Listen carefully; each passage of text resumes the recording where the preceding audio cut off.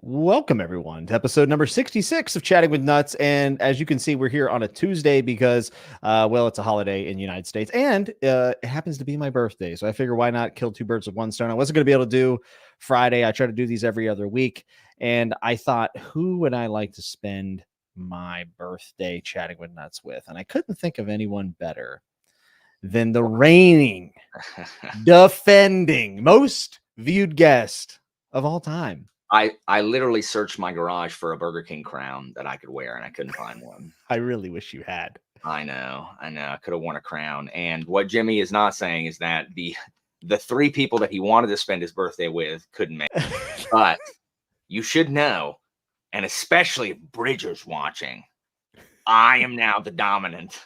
My and not even my most recent one. Like episode 11. It's like my second appearance, right? I think it's either the second or third. It's 170,000 views. Why?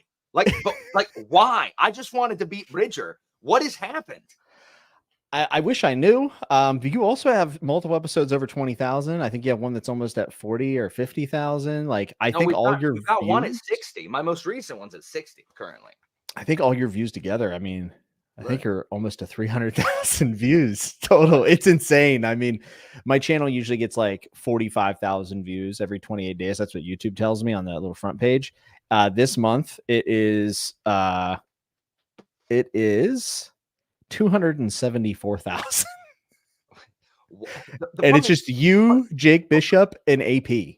Like those are the episodes that are just I don't know. And the hilarious thing is that none of it has converted to subs for you. No, the channel is still stagnating. It's still dying. 160,000 views on my Chatting with Nuts, and you lost subs. I actually did. I did lose subs when I posted this Chatting with Nuts. I swear I lost like 10, but that's pretty normal whenever you have a YouTube channel. If you post something, people are like, "Oh yeah, I forgot. I don't like this person anymore," and then they just unsubscribe, which I totally understand. A story about about that one that's got 100, like you said, like it'd been like recommended like 2 million people or something, right? Oh, it's well over that. I think it's 4 million. No joke, guys, no joke. I was at school and one of my kids was like, "Mr. Walker, do you live stream?" And I did like this. I narrowed my eyes and I said, "I sometimes am on other people's live streams because I don't like kids messing with my channel. I just don't." And the kid came up, was like, "Is this you? Because like I went to sleep playing a YouTube video and I woke up and like heard your voice." And that's got to be horrifying for a student to like wake up from a sleep and hear Walker's voice in their room. And showed me the screen cap, and it was freaking me and Jimmy from that episode of Chatting with Nuts. It had just played for one of my students randomly.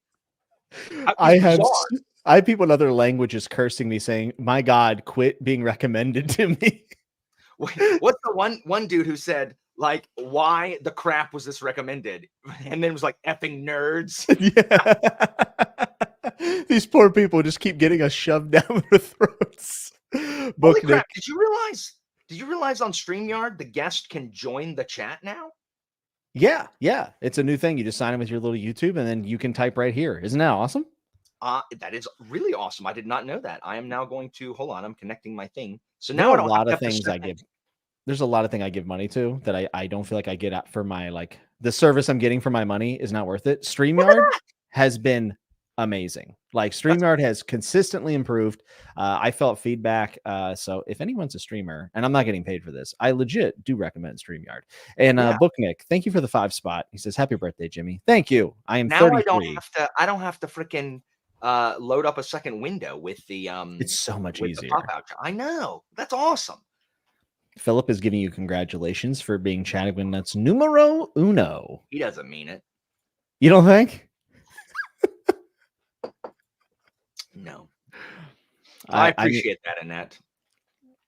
Oh, well, I mean, I think you're a lot of people's favorite. I mean, I don't really know why. I think it's because you're just you, dude. I think people are just kind of attracted to your thought pattern. I mean, I am. The amount of views on my channel would dictate otherwise. Well, they like whenever I filter it. They like me being the buffer. Yeah, yeah, it's got to be filtered through nut vision.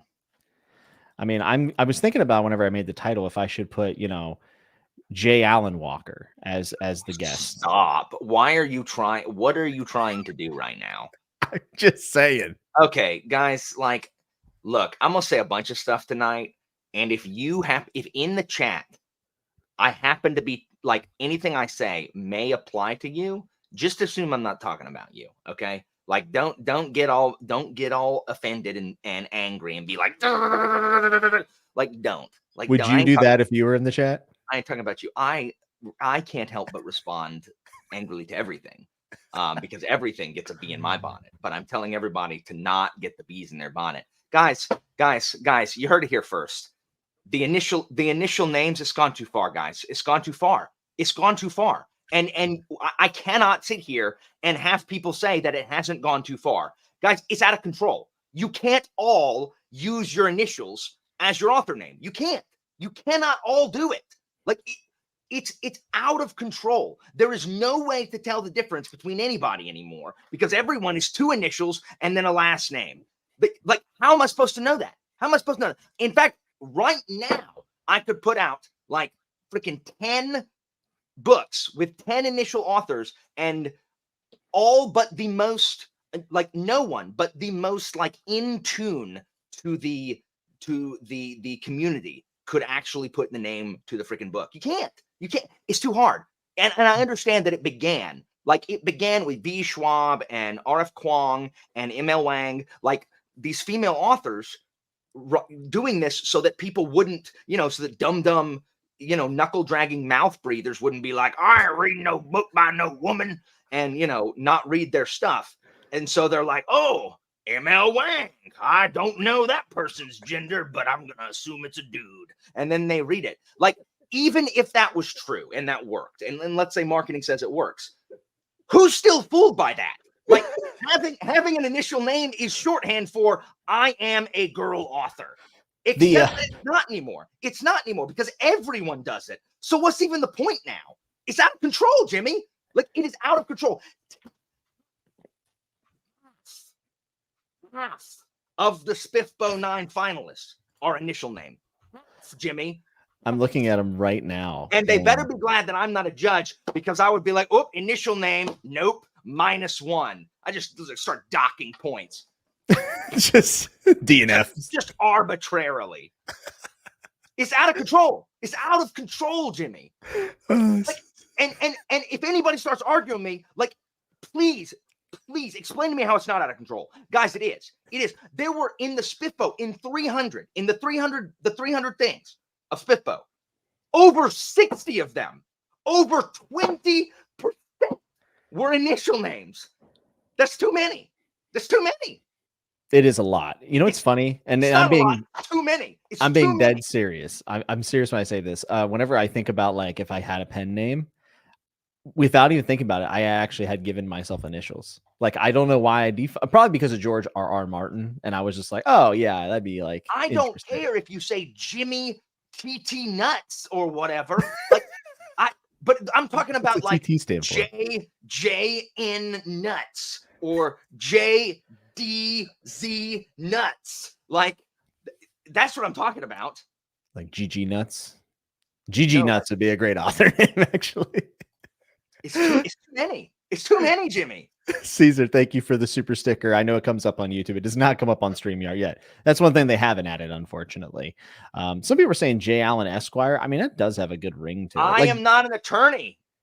Listen. I'm not an attorney. I can't be an Esquire. I actually do think J. Allen Walker sounds very official. Like, it does sound good. I mean, I get it, but that's not my name. That's not my name. That's not what I go by. That's what the stupid school has. Like, on my school's website, it says that the Latin teacher is J. Allen. And I'm like, why is this here? And I've emailed them and said, can y'all change it? They're like, no, you got to like HR has to go through like a bunch of paperwork. And I'm like, why is this so hard? Just change my name.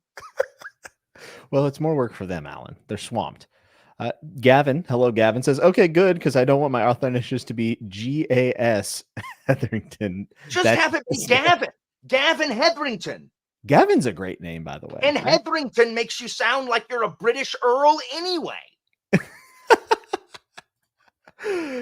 Evie has a great question, since you were bringing up female authors, and we know that we know that I go out of my way to not read books by we girls. know what your top 10 looks like. It's quite white and very male White dominated. and male, you're right. What was the last book you read written by a woman, and when? Evie knows this. It was freaking Mistress of the Empire by Wirtz and Feist. Or does And that you didn't not like count? Feist had his hand. No, I did like it. I don't like anything that Feist does. Poor Feist. Well, stop trying to shoehorn your dumb Rift World, dumb pug, dumb crap into this book. Like, stop. The character name of Pug has to be top 5 worst character names of all time. Like, it's bad. It's beyond bad, and especially since he's supposed to be some like awesome wizard. Fortunately, like in those books, they give him a like Melander. They give him a cooler name. But he's still like, just call me Pug, and it's like, why?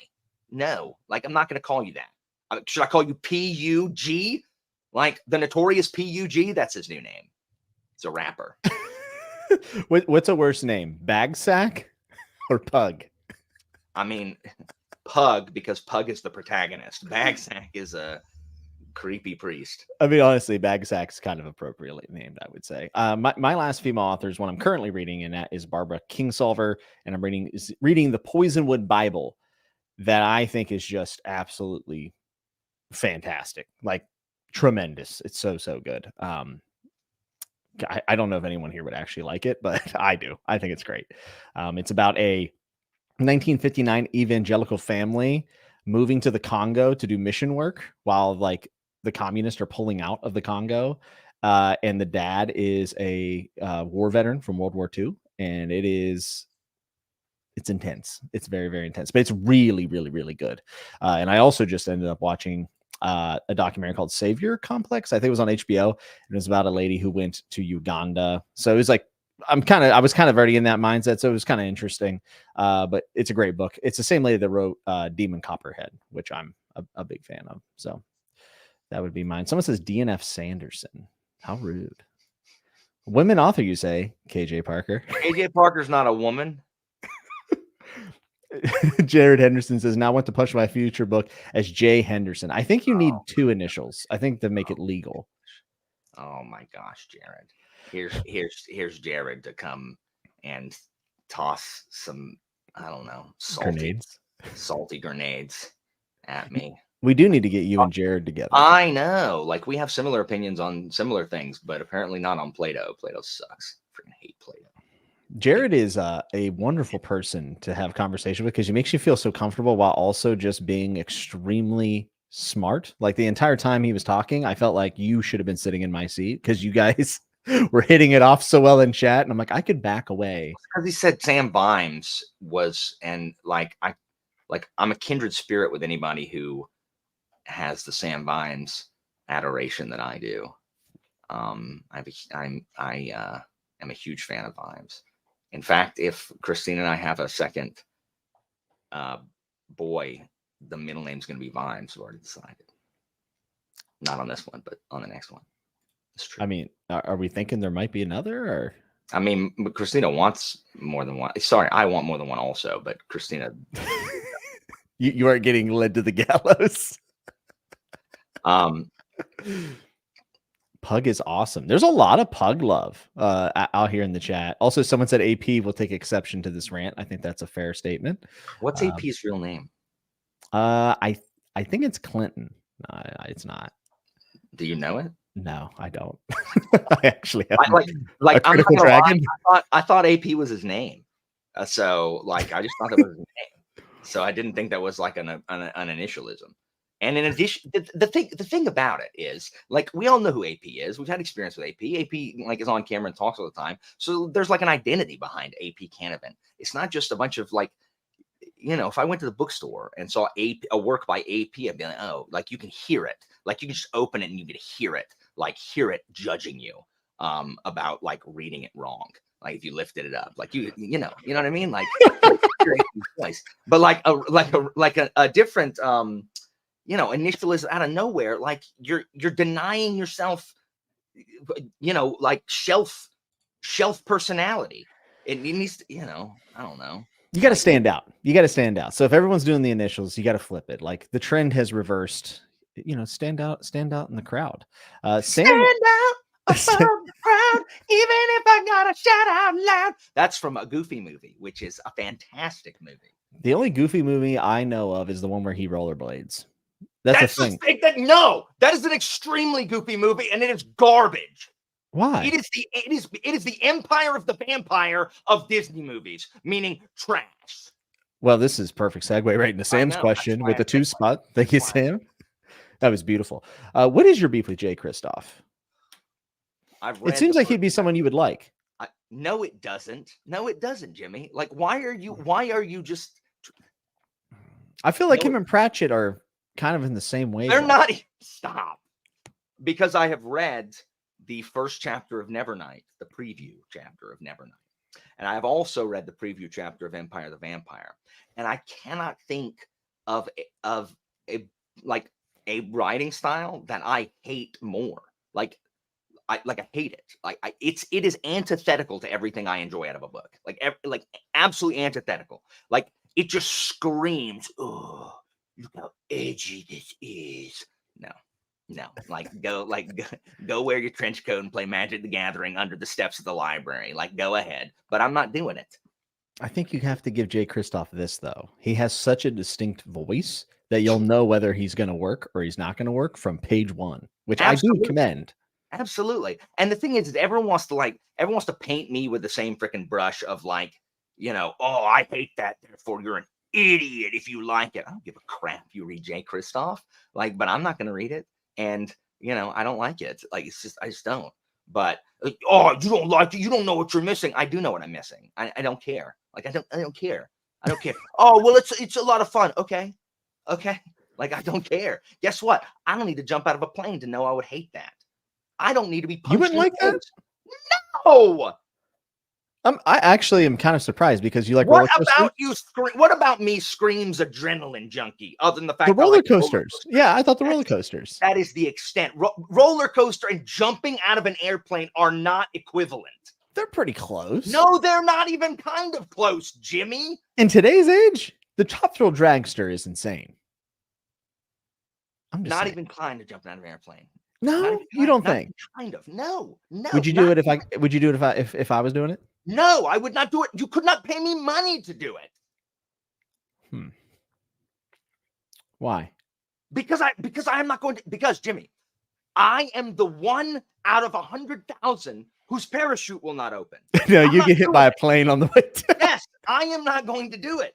My buddy Finlay has sucked up all my luck. This is a joke, like between us, except that it's real. He has siphoned, like he has this ability to siphon luck away, and he's taken all mine. The problem is that what he has just realized is he can't control it. So he sucked up the luck from his daughter because he's never been stung by a bee ever. His daughter got stung 3 separate times on the same camping trip.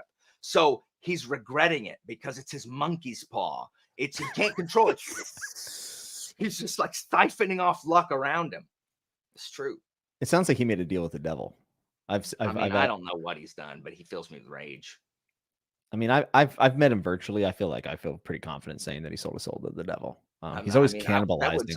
That wouldn't surprise me. Jared says AP stands for Advanced Placement Canavan. I believe that. He's sponsored by College Board. I believe that. That's actually amazing.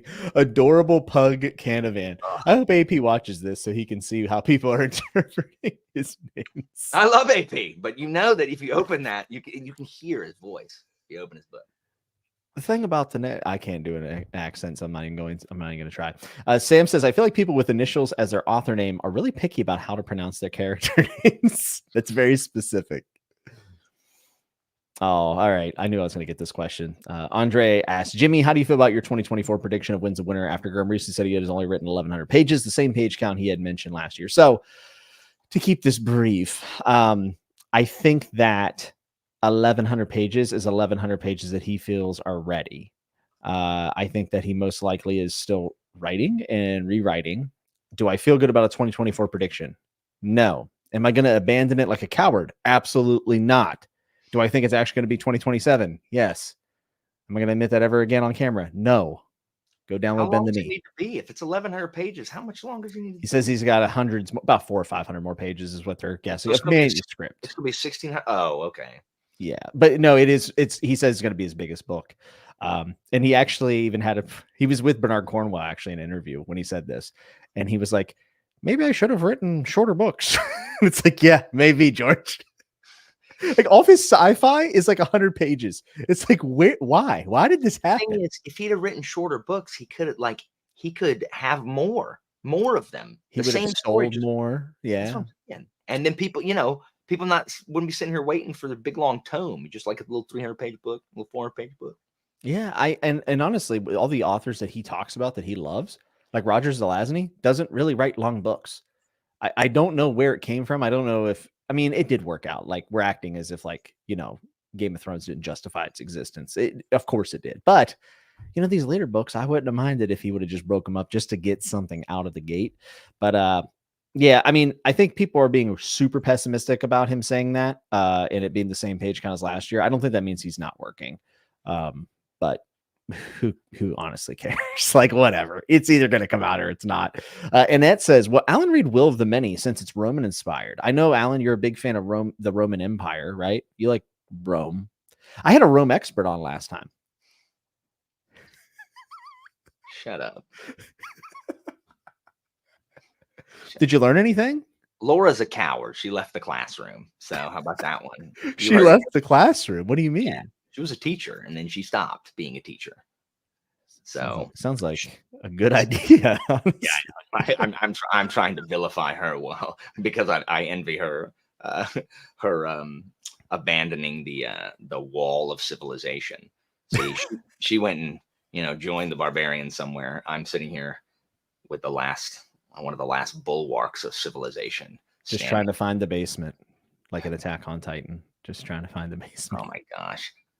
Will of the Many, when it was coming out, there was a whole lot of hyperbolic stuff I can't listen to coming out about it. And so I'm like, yeah, I'm not going to read that because I'm sick of people talking about it. But maybe, I mean, I still have an arc of it, so I guess I need to read it eventually or Nick Gallagher get mad at me, even though it's been out 9 months. But probably, I mean, it's too long. It's like 700 pages, and it's the beginning of a new series, so probably not. Like, I still need to read. I forgot Light Space Bringer is out. I gotta freaking catch up on Red Rising. Yeah, me and you had talked about possibly reading the sequels together. My biggest issue is it doesn't look like that final Red Rising book's going to come out next year. So like it's probably 2025. Oh, I got to read them all over again. Whatever. I got to read them all over again. The problem with the Will of the Many for me, because I actually did kind of want to read it, because the thing about the Lycanius trilogy is that I didn't like it, but you could tell he has good ideas. Like this is someone who could like a couple tries, maybe he delivers something really cool. And I heard that his writing improved in Will of the Many, but dude, it's an academic setting. At least that's what I was told. And I just can't do any more of those right now. Like I feel like I've read so many academic setting stories. Like I just here's the biggest thing. Here's the two biggest things that turned me off of it. One, everyone in February. Okay, keep in mind, I'm gonna say it again. In February, all of the book of the year. You cannot call book of the year in February, guys. Like you can't. Like stop doing it. Book of the year. And I waited till June. And I mean, okay, like that's fine. You can't do it in February. And the second thing is, oh my gosh, that ending. I'm not gonna read it. Like I'm not gonna read it now. Oh my gosh, that ending. Stop, y'all. Stop. Like, stop doing that. Like, what do I have to do? What, like, Jimmy? I am Cassandra from Greek mythology. I am the Trojan princess who was cursed by Apollo because Apollo wanted to sleep with me, and I said no unless he gave me an ability, and he gave me the ability to predict the future. And then I said, I'm still not gonna sleep with you, and so I cannot be believed. And so that's me. So no one listens to me, or like when I'm like, hey, you should read this book. Instead, people are like, oh, Alan doesn't like that book. Let me read that. And then I'm like, hey, how do we stop this ridiculous trend of, oh my gosh, that ending? How do we stop people from doing that? Like, how do we stop? What do we have to do to have people shut up about that, about like the endings of books? Like, there's nothing wrong with saying, oh man, the ending was really great. Like, and it ended, like, I really like the ending. It was an emotional ending, like whatever. Like, I'm fine with all that. I'm fine. But the all caps, oh my gosh, that ending, book of the year, exclamation point, question mark, exclamation point. Can't do it. Would you say excitement perturbs you? No, I'm saying fake excitement perturbs me. Okay, all right. I mean, I know what you're saying. Sorry, go ahead. I actually don't like when people say it's an emotional ending because they're saying someone dies. That's what that means. Generally, if it doesn't necessarily mean that if people say it without like exclamation points and all caps. If they say something like, it broke me, I was destroyed, or I was a weeping like puddle of clothes that, you know, grew mold, then yeah, someone 100% died, 100%. But if someone's like, man, I was really emotional at this ending, like it really like tugging the heartstrings, that kind of thing, that doesn't necessarily mean that. But no one knows, like, I mean, that is fair. I had a book recently I read that made me emotional that wasn't death related. So I you know, you're right. Muhammad says the MC main character of D Gray Man anime is named Alan Walker. Yeah, I know. You get royalties? When I was in Japan, I bought a D Gray Man mug that had Alan Walker on it, because it said Alan Walker. And so I don't know where it is. I've lost it since then. But I used to have a D Gray Man mug. And thank you for the $2.79 spot. People are saying that, guys, me using all caps is not the same thing as what I'm talking about. Like, it's not what I'm talking about. That's not what I'm talking about. Like, I am hyperbolic by nature, first of all. And I'm also not in the chat talking about endings with all caps. I am yelling at people so they will listen to me because they can't hear me otherwise. Like, I'm a ghost. Alan wants his voice to be heard. That is the moral of the story. My deep-seated need or deep-seated fears of being invisible. I'm not, oh my gosh, I'm not reading that. I saw, Jimmy, I'm going to read this to you. I'm going to read this to you because this is what I'm talking about. When I'm talking about the Yas Queening fangirl crap, this is what I'm talking about. This is a review. This is a review for the second one of those. Nope, it's fourth wing. It's fourth wing. Okay. But it's a two-parter because it's not just the review, it's the comment below the review on Goodreads. Okay, you ready for this? All right. Ready. Fourth wing, star rating, 5 stars. JK, all period, the period, effing period, stars period. Except they just say the word. This book was all caps, everything. The series is going to be a GD modern YA fantasy romantasy, all caps, classic, like the Hunger Games level. I wouldn't be surprised if a movie deal was already in the works. Hear you me. I'm ... left speechless, filled with words to describe this that won't form sentences because I am so all caps. Bolded all caps. This was next level effing fantastic. IDK how I'm going to cure this GD book hangover, but oh my stars, this was ... just absolute perfection. RTC, review to come. Sorry, my friends, but I need some recovery time after this one. All caps. Also, just saying, Def in the top 5 reads of 2023. Sweat drop emoji. I've read 220 something books this year so far. I have to analyze LMAO, but this may just be all caps, bold, 6 exclamation points, number 1. And then the comment underneath it. Great review, Ashley. Now I'm even more excited to read it. I thought I did a nice job when I wrote that. I thought that you would like it. I thought. Can you explain to me what review? Bro, dude, the comment underneath is the best. Great. What? They didn't say anything about it. So when people talk about how they hate Goodreads reviews, this is what they're talking about. Seriously, this is what they're talking about. The fact that you had that like on deck ready to go. Okay, so I had saved it because I was gonna send it to someone, and maybe it was you. Maybe I was gonna put it in the Discord, and then I think I forgot, and so I remembered when you said that. So I have it. I got it lined up. Hopefully Ashley's not watching this.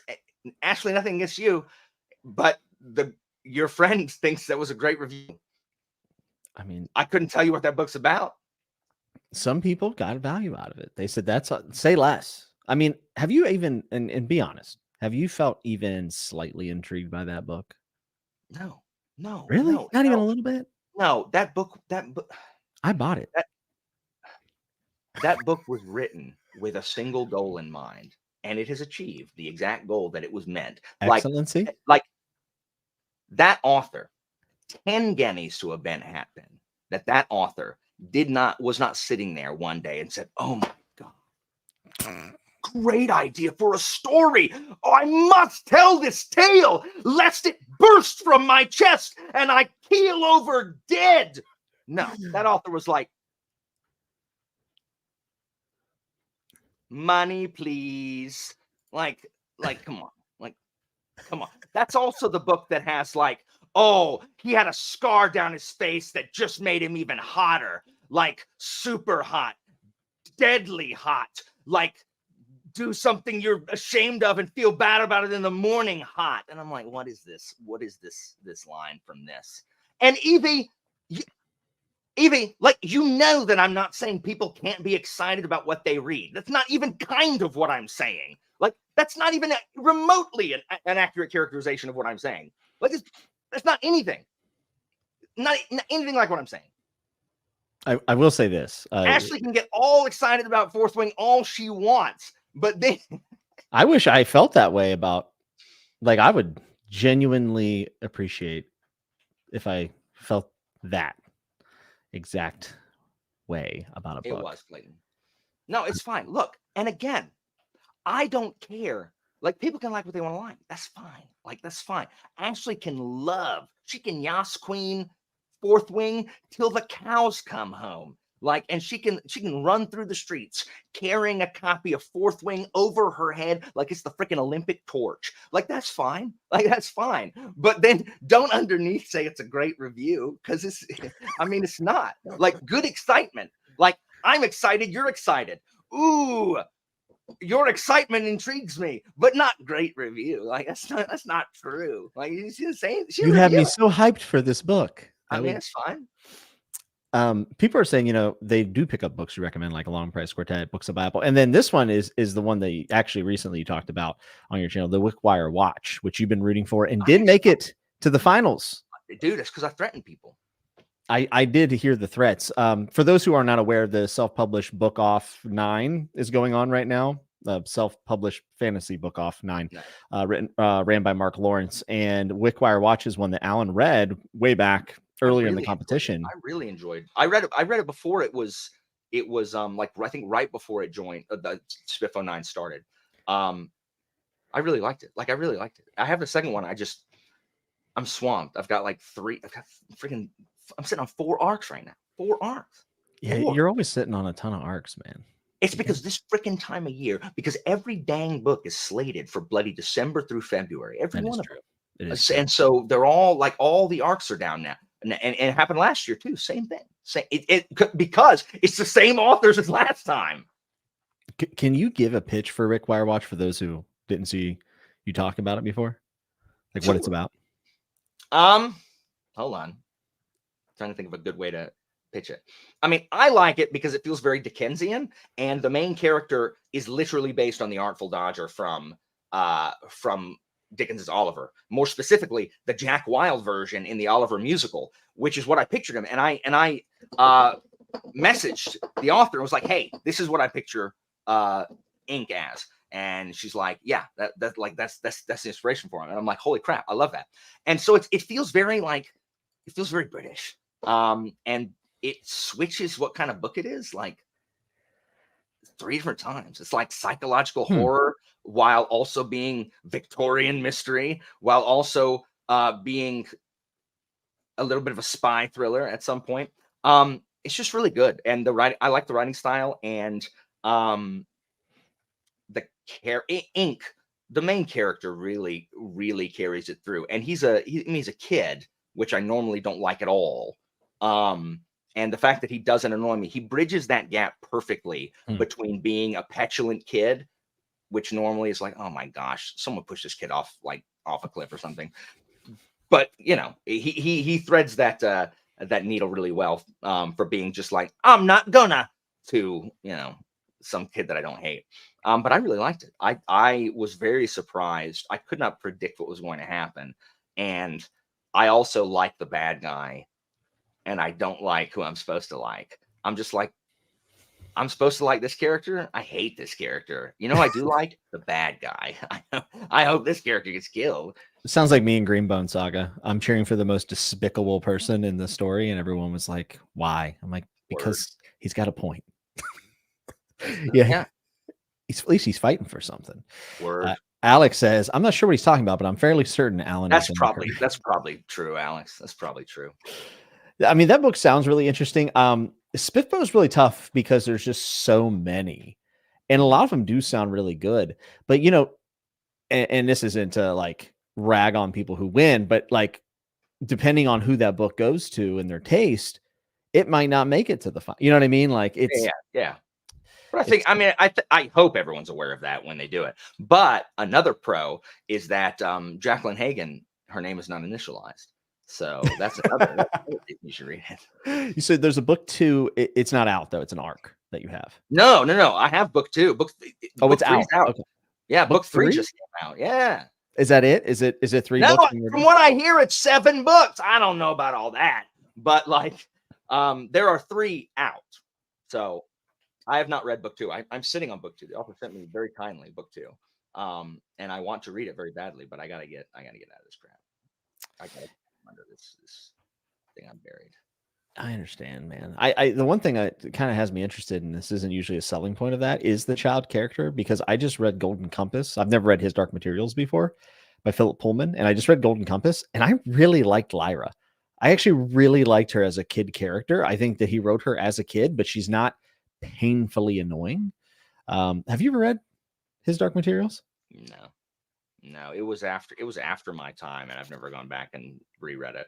Yeah, I like it. Some of it feels a little young, but like as an adult, like I don't feel like I'm reading down, if that makes sense. His writing's really good too. I've heard that. Yeah, and then he has his sequel series. The book, I think it's called something Dust. Forgive me, people, I can't remember, but he's finishing the final book of it this year, and it's been a while. So like he's finishing like the thing. So I guess I picked a good time to do it. The audiobook was dramatized with different voice actors, and it was really good. Highly recommend if people are curious about that. I am reading a book right now. So Andrew Watson says, "You like Barrow?" You're damn right. I like Barrow. I love Barrow. I've only read Jade City, and I freaking hate Barrow. I love Barrow. He's fighting against royalty. I'm in. I love it. He's the only person I root for in the book. Book of Dust. Thank you, Stuart. So, dude, I started a book and I immediately thought of you. Like page 1, I thought of you because it's under 300 pages. I think it's like 220 pages. And it is military sci-fi, but not in the sense of like long logistical space battles, but like boots on the ground. Think Black Company. And it is The Forever War by Joe Hadelman.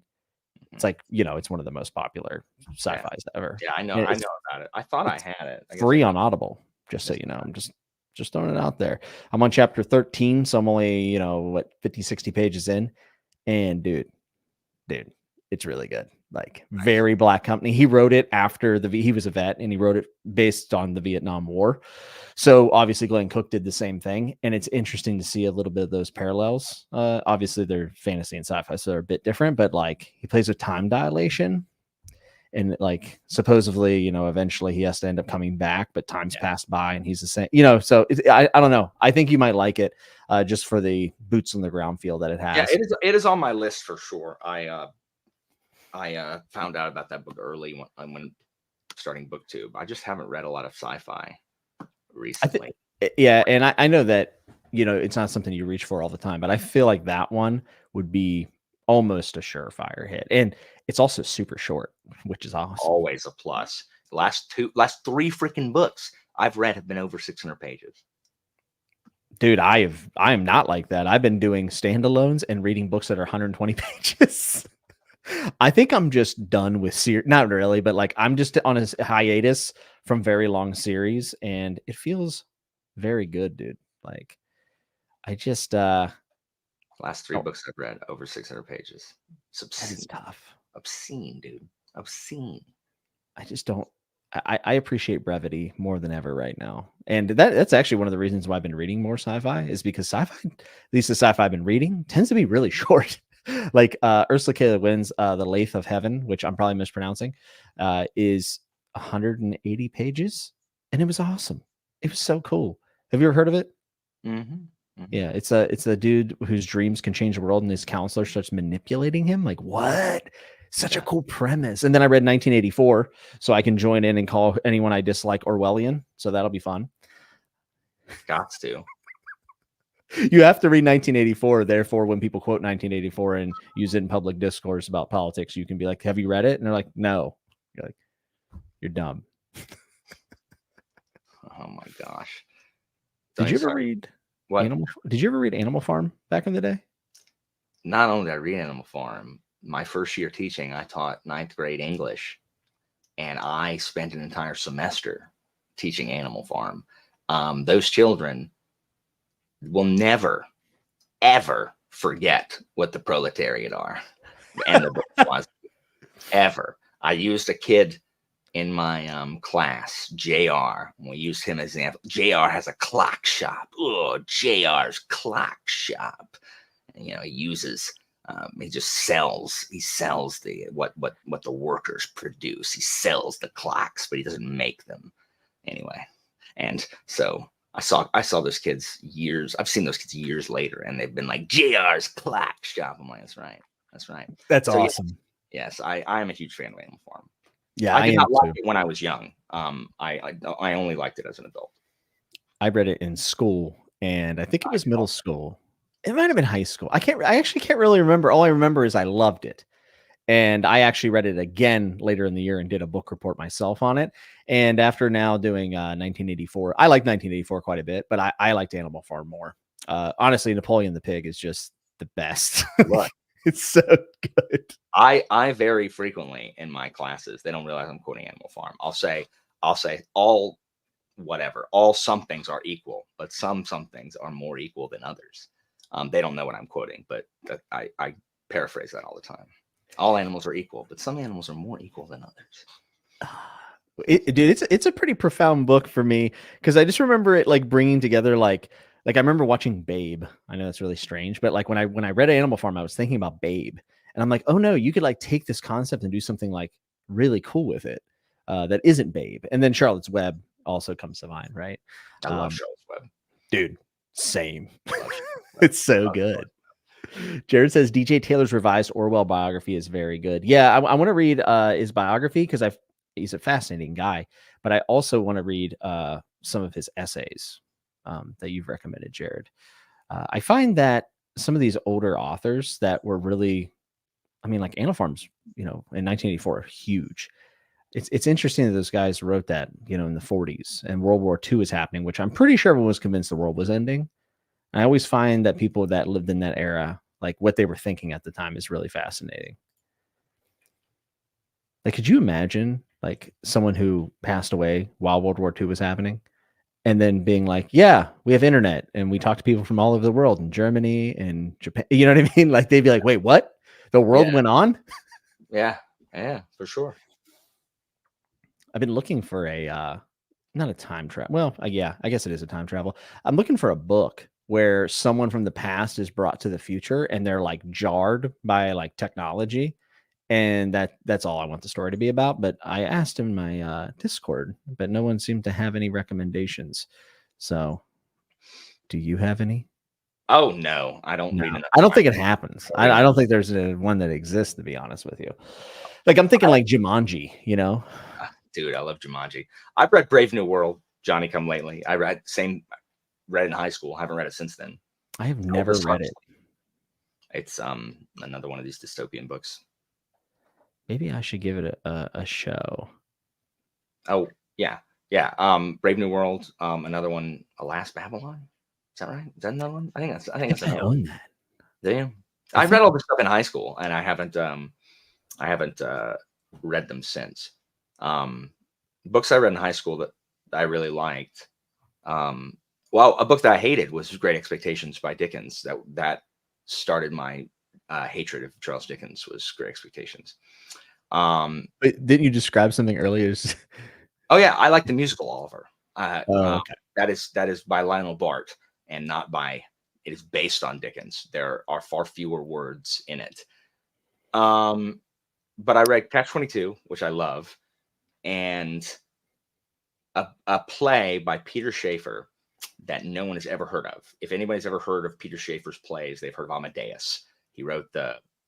It's a. Amadeus. I mean, yes, it's an Oscar-winning movie with F. Murray Abraham, but it was a play first, and he also wrote a book called Royal Hunt of the Sun, a play called Royal Hunt of the Sun, which is about Pizarro and the destruction of the Incas, and it's Pizarro and King Atahualpa, and it's a cast of 30-something guys and 2 non-speaking women. So you'll never see it perform ever, and the set is enormous. It's got this huge gold leaf sun in the background that gradually gets stripped as the conquistadors, steal what they have, and it's just it's wonderful. It's so good, but no one's ever heard of it. And awesome, Jared. I also love Catch 22. It was my I don't know, one of the first things in English class that I really enjoyed in high school. I've enjoyed a lot of things since then, like Animal Farm, To Kill a Mockingbird, but I enjoyed Catch 22 in high school. I've heard Catch 22 thrown around a lot, but honestly, I don't know much about it. Do you think I'd like it? I mean, it's absurdist. People call Pratchett absurdist. I don't really think that. I don't think that is the case, but Catch 22 is. So the Catch-22 is Yossarian. They're flying missions in World War II. They're flying bombing missions in World War II. And Yossarian doesn't want to fly them anymore because he's going to get killed. He survived the ones he's done, but his friends get killed and he doesn't want to do it anymore. So he goes to the doctor and says, hey, I need you to give me write me a medical thing that says I can't do it. And it's like, why? It's like, well, I'm insane. So I can't fly it. And he's like, you're not, because if you were insane, you wouldn't give a crap about flying the missions. So the only way you can get out of flying the bombing missions is to be insane. But if you were insane, you wouldn't want to get out of flying the bombing missions. So that's the Catch-22. But my favorite character in that is he works for the quartermaster. His name's Milo Minderbender. And he creates this just empire of I don't know, siphons stuff off of good parachutes and sells the good parachutes to people, but gives crappy parachutes to people who don't want to pay for it. He just turns the the where they get supplies into his own little private empire. He's my favorite. I love Milo. I need to read it again. That's a fantastic name. Milo Minderbender. I know. Yeah, that's great. I know. But it also has a guy named he's a major. His name is Major. His name is Major. And he's also a major. So major.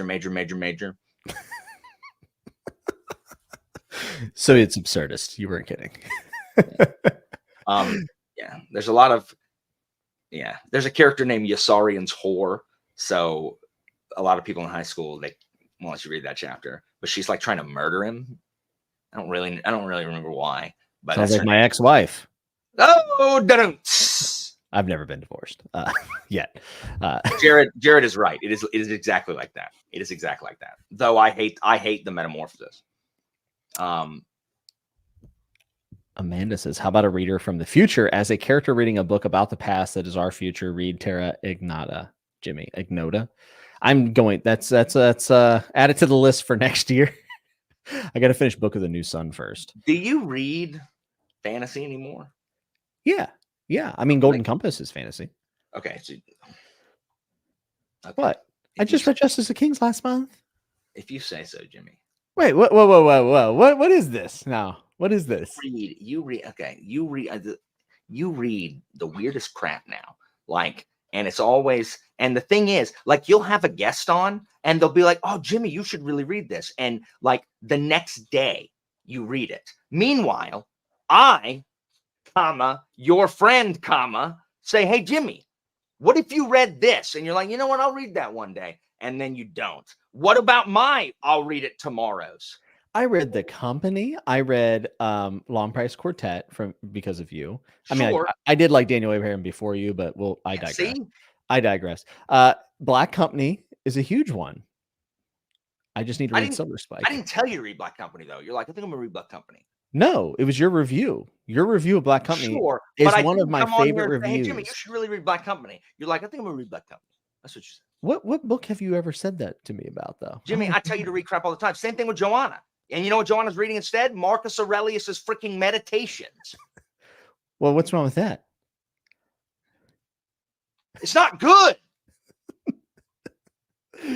I'm genuinely at a loss, though, to think about. No, you're not genuinely at a loss. No, every time there's a Chatting with Nuts, the next day you're reading a book that you're like, hold on, you're like, it'll be here tomorrow. And then you say you don't read much, and you have I had 15 books this month. Jimmy.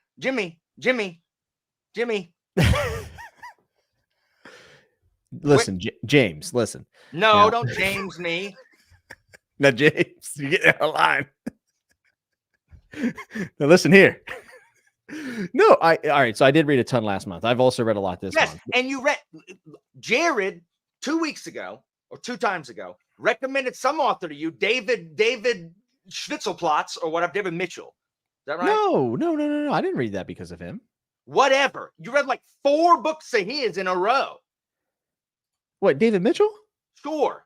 He's fantastic. I'm sure he is. That's not the point. You would like him. Not the point. You would love it, actually. It's very British. Don't tell me. I'm not reading it, Jimmy. No one else reads it? You might as well read it. I mean, that's probably true. Nobody's talking about David Mitchell on BookTube, not in our corner. True. You read some weird crap, just all sorts of weird stuff. And then you're like, you know what I'm going to order? I'm going to order Existence of the Cosmos. It's like, what? What? What are you reading? Alan, give me something to read. I will read it immediately. I know. I really should have had something in the chamber before making this. Before taking shots. I got nothing for you, man. Hi, Sarah. Hey, Sarah. Sarah reads, friend of the channel. It's been a while. I need to read Tokyo Ghoul. She also recommended that. I need to read that immediately. To further Alan's propaganda against me. And that says Jimmy loves sad girl books. Get over it, Alan. That's true. I can't get over it. And Jimmy does the Song of Ice and Fire like I read Hop. That is true. I'm always reading a Song of Ice and Fire. Philip says the channel was called the Fantasy Network, so of course he reads fantasy. Well, I did think about changing it to the Fiction Network, but I feel like that would be annoying to change everywhere. And I was gonna say I don't think anyone minds if I read other things other than fantasy, but apparently Alan, I don't mind. But David Mitchell's fantasy. That's the only thing. My tone sounds like I mind. I don't actually mind. Good for you. It's better than reading the same crap. I got 3 rants, just locked and loaded. Well, by all means, sir. No, I'm trying to I'm not sure how I'm going to segue them, but I'm hoping that I'll be able to segue into them, because otherwise it's just it's like Alan comes prepared, but I purposely haven't I literally didn't do a stream, because if I had done a stream, I was gonna talk about all these things, and I was like, I'm gonna save them for Chatting with Nuts. Well, I appreciate it. I need the content. The channel's dying. Look, it's not as dead as my channel. Woohoo! I can't function. I'm just gonna I was gonna say, I'm gonna stream, but then YouTube would literally cancel it. I'm gonna stream me bludgeoning myself in the head with a hammer. Bits of brain matter flying on the Dude, you should read David Mitchell. I think you would love it. It'll be for charity. Oh my god.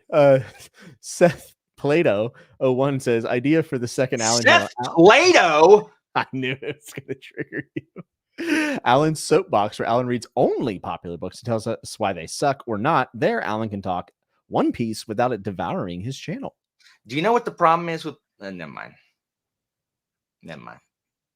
What? What are you reading right now? We haven't talked about books. Wait, who, me? Yeah. I'm reading the Poisonwood Bible, Oh, that's and I'm right. reading the Forever War. I lied. You totally did. You totally told me. I don't know. I don't know if you would like Poisonwood Bible. I wouldn't. You don't think? No. People recommended me before. No, I don't like. People recommend it to you? I mean, over the course of it's not a new book. Yeah, I guess it is. I guess it might be. It's pretty popular, I think, actually, outside of like, I think a lot of moms read. Whatever.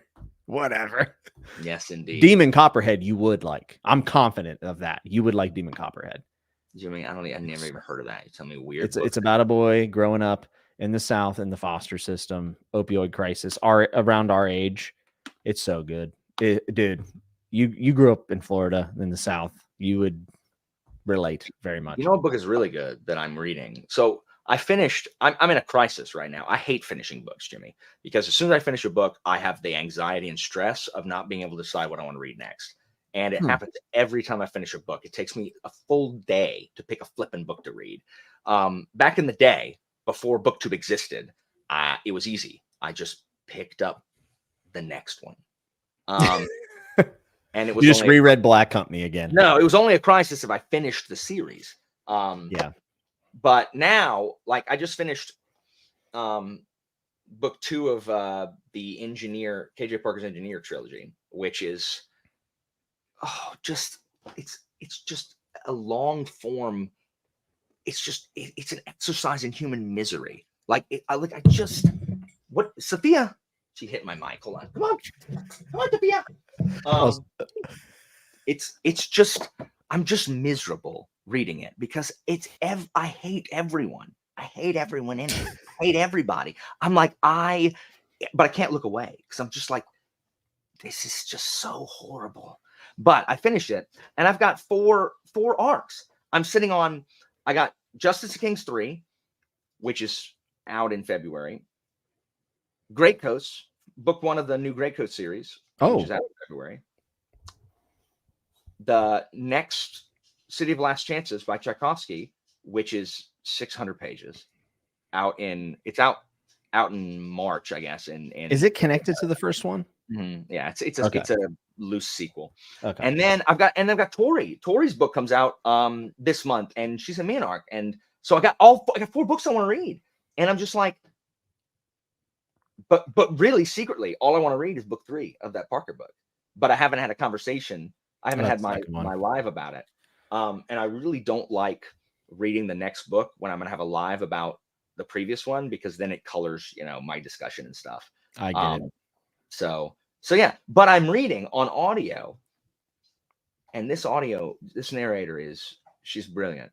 I'm reading flippin' Beartown. I've been wanting to read it since I started. Beartown. And this may be the best book that I've ever despised. Wait, what? I hate it. It is so good, and I hate every second. Didn't Sarah read this? I feel like I remember people have read it. It was really, really popular when I first started BookTube. Yes, Joanna. Yes, I am actually. I have product. It is so, and okay, so I'm not gonna talk what it's about, because I used to talk about what it's about because I heard what it was about. There's an inciting incident, but that inciting incident doesn't come into like 100 and something pages into the book, right? 150 pages into the book. So I thought it was much earlier on, so I don't talk about it anymore. I hate it even before the inciting incident, and after the inciting incident, I despise it.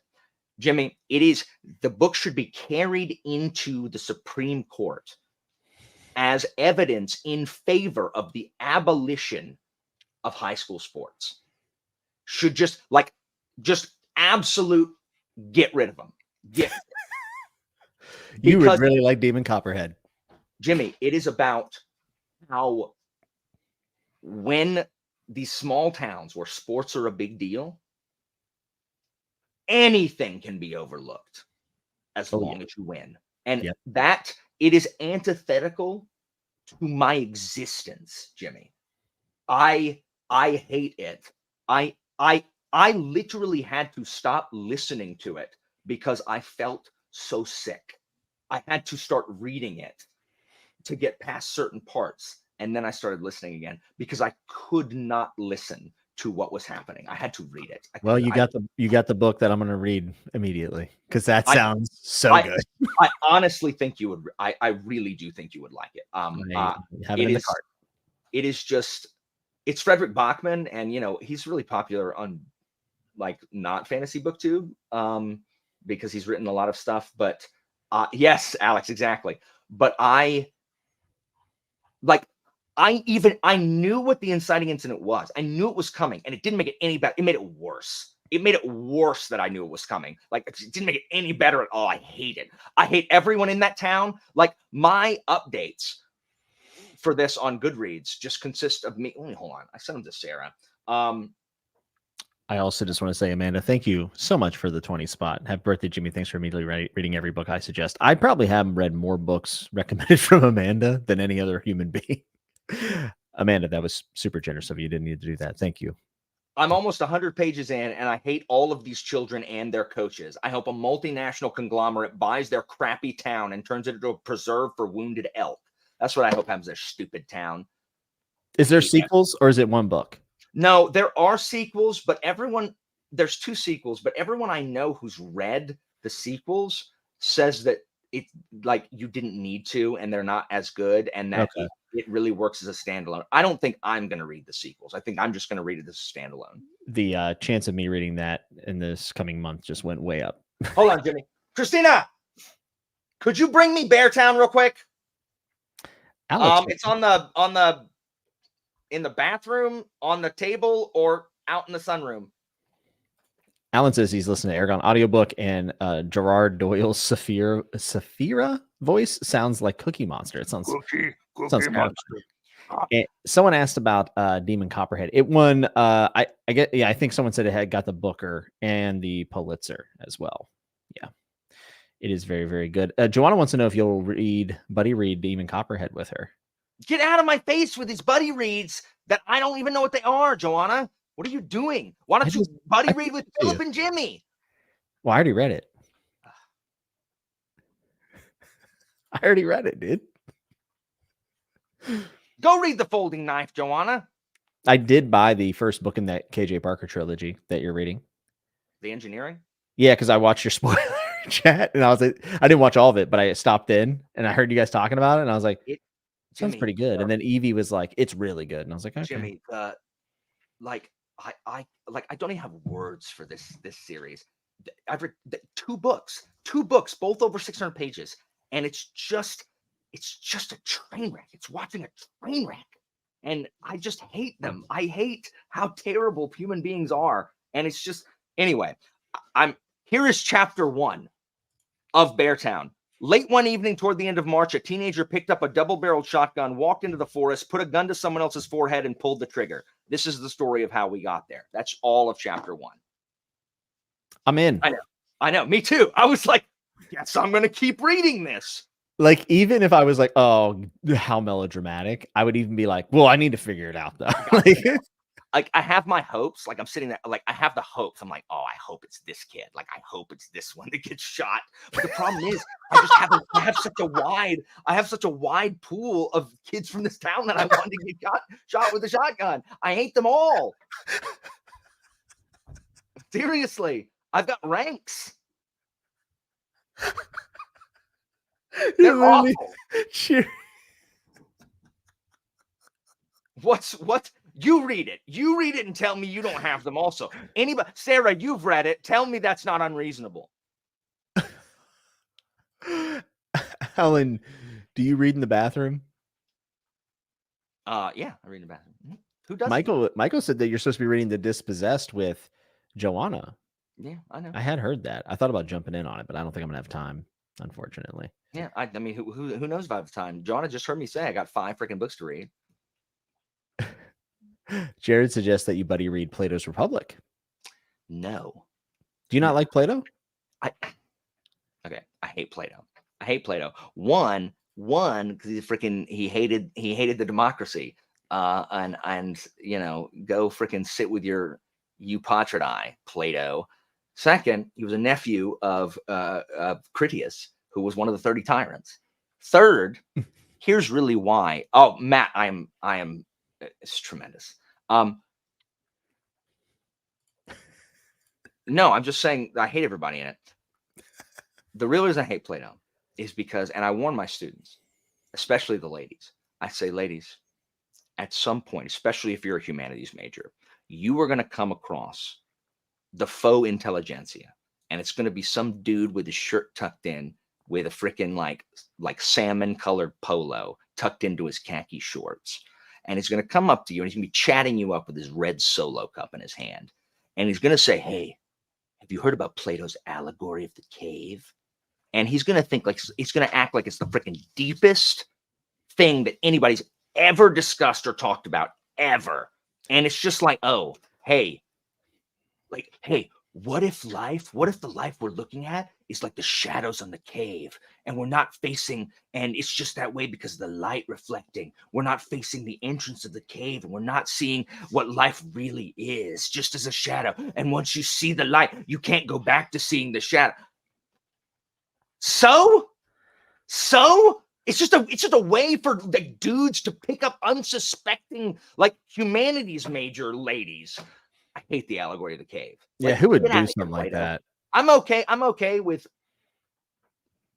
Yeah, I know he's a wrestler, meathead. I'm okay with like philosopher kings. Like I'm okay with that. Like I don't hate Plato's Republic, but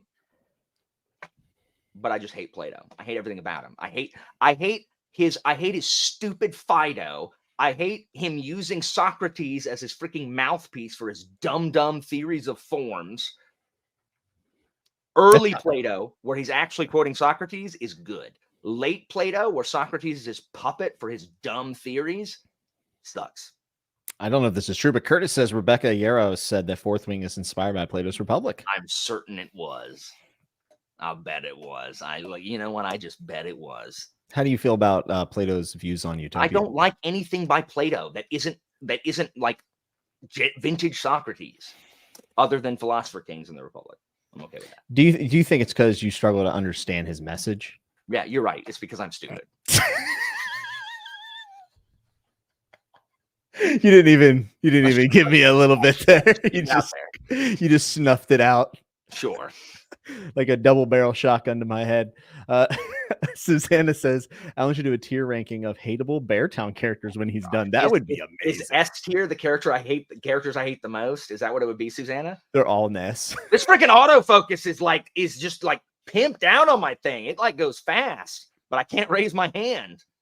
Sometimes Bobby B gets focused from my camera, so I have to sit very like specifically so it doesn't trip. I love Aristophanes. Love Aristophanes. Wasps. I love wasps. Frogs, Jimmy. Frogs. The end of Frogs is literally an epic rap battle between the two greatest tragedians at the time. And the thing is, there's another tragedian that's down there, just kind of. He's like, I'm not going to compete because he's just like, he was the best at the time and everyone knows he would have been the best, but he was alive when Aristophanes wrote it, but he died before it was performed. So he added the character in later to be like, I'm not going to compete, because otherwise people are like, well, why is Sophocles not competing? Because he's clearly the best. Well, he's like, yeah, but he died. Like he was alive when I freaking wrote it. Like, sorry. But Aeschylus and Euripides going at it in an epic rap battle. I love frogs and I love wasps. Aristophanes. I love Aristophanes. Plato sucks. I feel like I'm so dumb. Like no, I don't know who haven't read. Who would read ancient Greek comedies? Who would read those? And Jared. The problem is if you don't know anything about Greek history, if you don't know about the Peloponnesian War, the golden age of Athens and Marathon, if you don't know about that, then the freaking Aristophanes plays don't make any sense. It's literally like our entertainment today, where it's meta and full of like pop culture references and crap. It's like that, only the pop culture it's referencing is 5th century Athens. So if you don't know about that, the plays don't make any sense, because it's got freaking references that you don't understand, just like any meta crap we watch now. Yeah. So you're not dumb for not having read them. Who would read them? You have, right? I teach them. Like who would read them like for no reason? I feel like that's a video you need to make for your channel. Like what you just described. Like that's such a good video. Yeah, it's so good. I love Aristophanes. I used to teach it. I don't now, which makes me sad. Well, I teach Greek comedy, but I don't have time to read the plays anymore. They removed Wasp from the curriculum, and you know what they added? Lysistrata. And if you don't know what Lysistrata is, it is a play about Spartan women who refuse. They are no longer going to do it with their husbands until the Peloponnesian War is over. So until Sparta calls a ceasefire and stops this war, they're not going to do it with their husbands anymore. And so the amount of giant phalluses as props that are in this play makes it incredibly inappropriate for high school. And yet I'm allowed to teach it. I'm not teaching Lysistrata to a bunch of high schoolers. There are so many giant wangs in that. Like already Greek old comedy loves pee jokes, poop jokes, gay jokes, fart jokes, wang jokes. So it's just filled with them. But So it's you're saying also they were a bit immature. Oh yeah, the Greeks never met a poop joke they didn't like. Never. It's funny because you see people now like frame these things as if like they were very serious and like this is how we should be living our life. You know what I mean? And these guys are like farting on each other in the bath. They would call out people of the day. Like in the play, they would call out like people who were seeing it, like important people of the day, sitting in the front row watching it, being like, and yeah, there's that one guy who's totally gay with his goat. And they'll just say it in the play, like calling out this dude who's sitting in the front row. That like poor goat. I mean, it was out of control. It was out of control. Now, but then you have like Wasps was a scathing political satire. So it was like the Daily Show of the time. Interesting. Anyway. Do you think it was better than the Daily Show? I mean, no. I think the Daily Show with Jon Stewart is one of the best things that has ever been on. I think Jon Stewart's incredibly based. I think you love that word. As the kids say? Yes, as the kids say. I have found myself saying based more lately. It's very satisfying. Hold on. My 1 second. My wife is home. I talk to her about dinner. I need to refill my coffee. So carry on. All good. I can fill in this time. This episode is brought to you by absolutely no one other than my patrons. Patrons, thank you so much. I know I haven't had a regular video up in a while. Therefore, you don't see the patron slide as often. It's on the wrap ups at the end of the credits, but I just want to give a big shout out to my patrons. You guys help me do what I like to do. And an update for those who are wondering, my staph infection is back. Yes, you heard it right. The trilogy is complete. My staph infection came back, and I am now once again suffering. So sick. If it doesn't clear up in 2 weeks, I have to see an infection specialist, which I was not aware was a thing. I didn't know people specialize in infections, which may seem obvious to you, but I just didn't know that. So I guess I have to see one of those in 2 weeks whenever this inevitably is not cleared up. I just one day looked in, my head was hurting and went and looked, and you can't see it here, but I have staph all over the back of my head, and it is itchy and terribly painful. And then I have a big spot on my leg that hopefully will get better soon because I don't want it to go abscess. So Alex says, Jimmy, would you ever be interested in doing BookTube D&D? Alex, I would literally like nothing more than to do BookTube D&D. I've been trying to get Alan to do it for 3 years now, because there's no way we could do it without Alan. He would probably drive to my house and put the old double barrel right on this 5-head, and you guys wouldn't see me anymore. So no, dude, I would love to do BookTube D&D, especially after playing Baldur's Gate 3. I'm like super duper in the mood for it. Is the infection specialist your wife? She does not in that manner. No. Unfortunately. Are you ever going to get your story graphs together? I'm really hoping to set up one by the end of the year, because I would really like to go back and re-rate things. No, I think why? I think that would be interesting. And Jake, you're right. It's not a type of doctor you want to meet. I would agree with that. You can't hear it if this is on? Because intravenous antibiotics and all that good stuff does not sound Can you let the dog in? Who let the dogs out, Alan? That's what I want to know. The Baja Boys. Baja Men. The Baja Men, not boys. They were grown. Alex wants to do BookTube D&D. I'm once again I'm once again asking you to do booktube D&D, Alan. It would be like Critical Role, but not cringe. No, I'm just kidding. It would be cringe. It would be awesome. I have so many. Oh, I don't even want to start that discussion. There's I'd be shooting at a hostile crowd if we started freaking nerds. If I started with that, I'll talk about my D&D thoughts offline. I'm not gonna do it online. I just can't. I understand. Amanda, thank you for $10. Quit giving me money. Stop. I will use this to buy Ada Palmer books. She said, I don't know why YouTube recommends this to me. Freaking nerds. Verbatim. Oh my goodness. Alex said it'd be just like Critical Role without any of the production value or good acting, and therefore better and more organic. There's Alan, certainly production values. I have a little segment that I want to do with you if you're up for it, which you don't have an option. So okay, you're up cool. And then I'm gonna rant about something that is very important. Beautiful. I think this is great. So there are rules to this segment, and this segment is going to be one that everyone's probably familiar with, and it's word association. So I have 10 words or phrases that I'm going to relay to you, Alan. And I know that you can go on your rants, but you have to keep it to one word response. Do we have a deal? I'm just gonna say stupid for all of them. No, don't do that. And synonyms for stupid. No. You don't have to do that. It'll be good. Actually, you can if you want. I just want to get one word associations with these things and see what you have. And I want to see you're going to be brief. You're going to be one word. Is eye roll a response? Like, is that a word? If you put subtitle yourself after, like I just rolled my eyes, that would be acceptable. Okay. All right, here we go. There's 10 of them. Number 1, Roman Empire.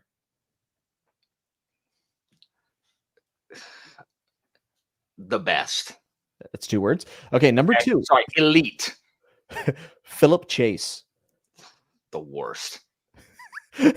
Michael Bay. Explosions. Teaching. Awful. Final Fantasy 16. Mid. I knew that one. KJ Parker. Awesome. Underrated. I'm taking it back. Underrated. Booktube. Frustrating. Sam Vimes. Dang! Awesome. Self-published books. Initials. All right, this is the final one. You ready? Yeah. Christina. My wife. That is correct. She is your wife. Oh, wonderful. Kind. I thought you were gonna. I honestly expected you to say pregnant. That's what I was. Oh, guessing. Also that. See, it's also pregnant. I mixed good and bad in there, right? He's talking about you. Hi, Christina. Hold on. She's coming in. My ears were burning. I asked Alan I said, word association, one word, Christina. And he said, my wife, which is not one word, it's 2. That's true. You can lean in. That's fair. Say hi to the 180 Hello. people. I look yucky because today's a cleaning day for me. But How was Busch Gardens? Did you guys have fun? What an excellent segue into the thing I have to say next. And I'm serious. you're so loud. You can go ahead and you can Y'all have freaking timestamp this and you can plaster this all over the freaking internet because it needs to go viral because everyone needs to see this and hear what I'm about to say. And the moral of the story is Make sure these people know I wasn't riding coasters. she was not riding roller coasters pregnant. We went with our friends so that I didn't have to stand in line and ride roller coasters by myself. Okay. I have been going to Busch Gardens my entire life since I was a kid. For 30 years, the very first animals you see in the park are the alligators. There's an alligator enclosure. There's like a waist high iron fence, and there's some grass. There's another waist high iron fence, and then there's like a alligator habitat. And most of the time they're in the water because it's bloody hot. But sometimes they're out and they're massive. Missing like a piece of its jaw. They're rescues, but they just sit there. Huge alligators. We walk up to the alligator enclosure, and like I just stop because in front of the second waist-high iron fence is an enormous black chain link fence. You can't even freaking see in it now. You can barely see in it now. And I'm like, what the frick? Why is there a huge fence here? Again, I've been going 30 years and that fence has never been there, ever. Did someone get eaten? No. I Googled it. After my friend's like, here's what I bet happened. And I Googled it and he was absolutely right. Here's what happened. Some absolute knuckle dragging, like two brain-celled moron jumped both of those fences so that he could film himself with the alligators on his social media. In fact, it has the video of people videoing him. And he's saying like, oh, look, a wild Karen, crikey. He was immediately ejected and arrested. But now and this was right after I went in the summer. Now there's a huge fence there because one stupid moron has to film something for his social media so he can get clicks, has now ruined it for everybody. Here's the hashtag Walker Life lesson. Nobody cares about your stupid social media. They're not your friends. You're not going to be famous. Read a book or learn a skill and contribute to humanity. Please, you useless waste of space. My only tragedy is that this guy didn't get eaten. That's the real tragedy. Because I cannot imagine someone taking Busch Gardens to court and saying, you know what? It's your fault that this moron jumped both fences that he knows he's not supposed to jump to take a video for his TikTok and he got eaten. That is called justice. Who's going to hold Busch Gardens? Who's going to hold Busch Gardens liable for that? I'm sorry, family, for bringing this suit. You should be on the hook for Busch Gardens legal fees. The fact that you raised a moron. So you can't see him at all anymore. Jimmy, you certainly can't take pictures of them without a huge black fence in the way. You can see them. I mean, it's a fence. It's a chain link fence. Jimmy, I was so mad. I'm still so mad. I was mad all day. And every time we passed by him again, I was re-mad. Yeah, it's sad because if he would have been, attacked, they would have put down the gator. Of course, and Busch Gardens would have been sued because this guy's an idiot.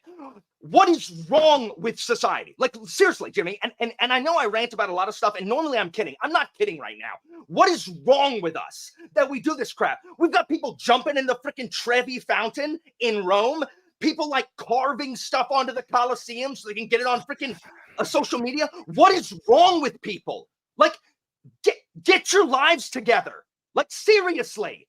Get it together. Social media is a cancer that is tearing apart. Like, we used to be able to function as a society, and we had a shared set of social mores where we didn't jump in the gator pit or destroy the 2,000-year-old monument so that people would click and you could act like people give a crap about your pathetic life. Yeah, and my question would be like, what's his next move? You know what I mean? Like, is he going to go to another zoo and do it? There isn't. No one thinks beyond that. I got to get people to click on it. Oh my gosh, my TikTok. Oh, look, people are looking at things. Like, this pathetic fame chasing is enraging.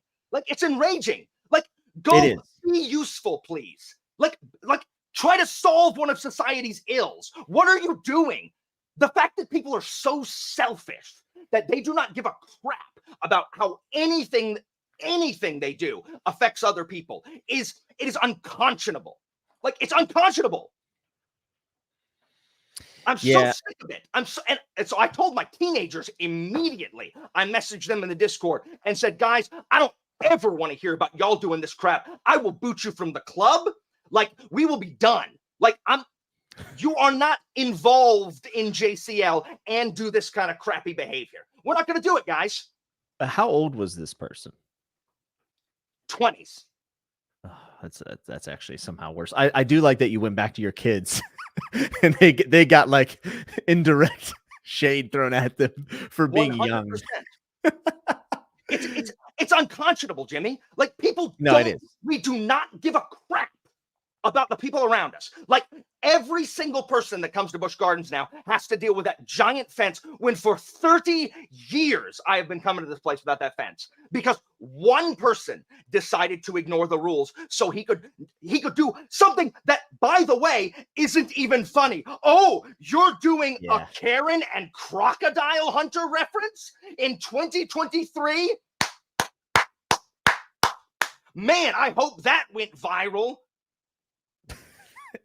At least he got arrested. I mean, that's a plus, right? But the shame of it is that, you know, now they have to go through this thing to protect themselves from idiots, therefore putting up a fence. It's that crap. It's that way in Rome. It's that way all over Europe with freaking, and it's always American tourists. Yeah, I was about to say, I think it might be a us problem. Jared, thanks for the 10 spot. Says, thank you for this, Alan. Thank you. Word. Thank you, Jared. Appreciate it. It is Very not. generous. It is not hard. It is not hard to follow the it's just not hard to not do something you're not supposed to do. It's not. It's not hard. It's not hard to have basic human decency and give a crap about your fellow man. It's not hard. It is not hard to think about how your actions affect other people. But no, not here. What you want to do, who cares how it affects other people as long as you get yours, Jimmy? It's ridiculous. It's ridiculous. Yeah, there's something I find kind of disturbing about the lack of want or need to like keep things that are like monumentous to like history, like Rome or something like that. Seriously. I mean, it's crazy. I don't know why people don't respect that type of thing because we don't really respect anything. We don't respect anything because we do not like to be told what to do. We don't like someone telling us we can't do something. What do you mean I can't do that? I can do what I want. Oh, those rules, those are there, but they don't apply to me. Freaking in the most recent book, most recent trilogy KJ Parker wrote, the main character says, happiness is everyone else playing by the rules, but you're not. That's the only way to achieve true happiness, where everyone else is following the rules, but you don't have to. And that's what... And KJ Parker's the most cynical. He's the most cynical writer I know. And that's where we are. That's where we are as a people. Like everyone else should have to follow it. Oh, but those don't apply to me. The walk off. Sorry, I had to turn the fan on because I got riled up and my dogs thought I was yelling at them. Not you guys. You were turning quite red.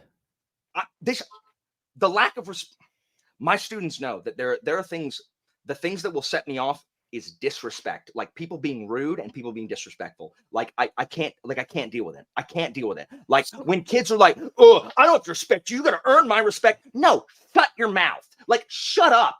Every human being is worth your respect. Now, you people can lose your respect. That's fine. Like, that's okay. But teenagers thinking and adults thinking that they start off at a negative respect thing and people have to earn that. Get out of my face. Like, human beings are worthy of respect by the dint of them being your fellow human beings. So what do you what would you attribute this to? Because obviously, I mean, I do think that it was probably more relevant than we think it was in the past. Maybe there wasn't as many avenues to express those things. Yeah. But you know what I'm saying? Like, sure. There's more opportunity to make a fool of yourself, without a doubt. It's not like everybody was the most respectful person prior, but social media has magnified it and compounded it. Certainly. And I mean, it's also magnifying, for instance, like violence and these things around the world and relative, things. I mean, right now it's really bad, but click on Jake's comment. That is 100% accurate. Yes, Jake. Exactly. I mean, I'd be a big fan if they just like let the alligators roam the park and just like you have to dodge. I wish Gustav would have just jumped out of that water, taken him down, and then gone back to wherever he is. Dan says, Alan's been hanging out with teenagers too much. I have one at home. He's the effing worst.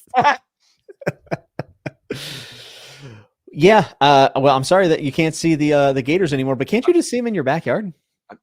Like you're in Florida. Okay, first of all, there are gators in Florida, but they ain't that big. Those guys in Busch Gardens, they are monsters. They are huge.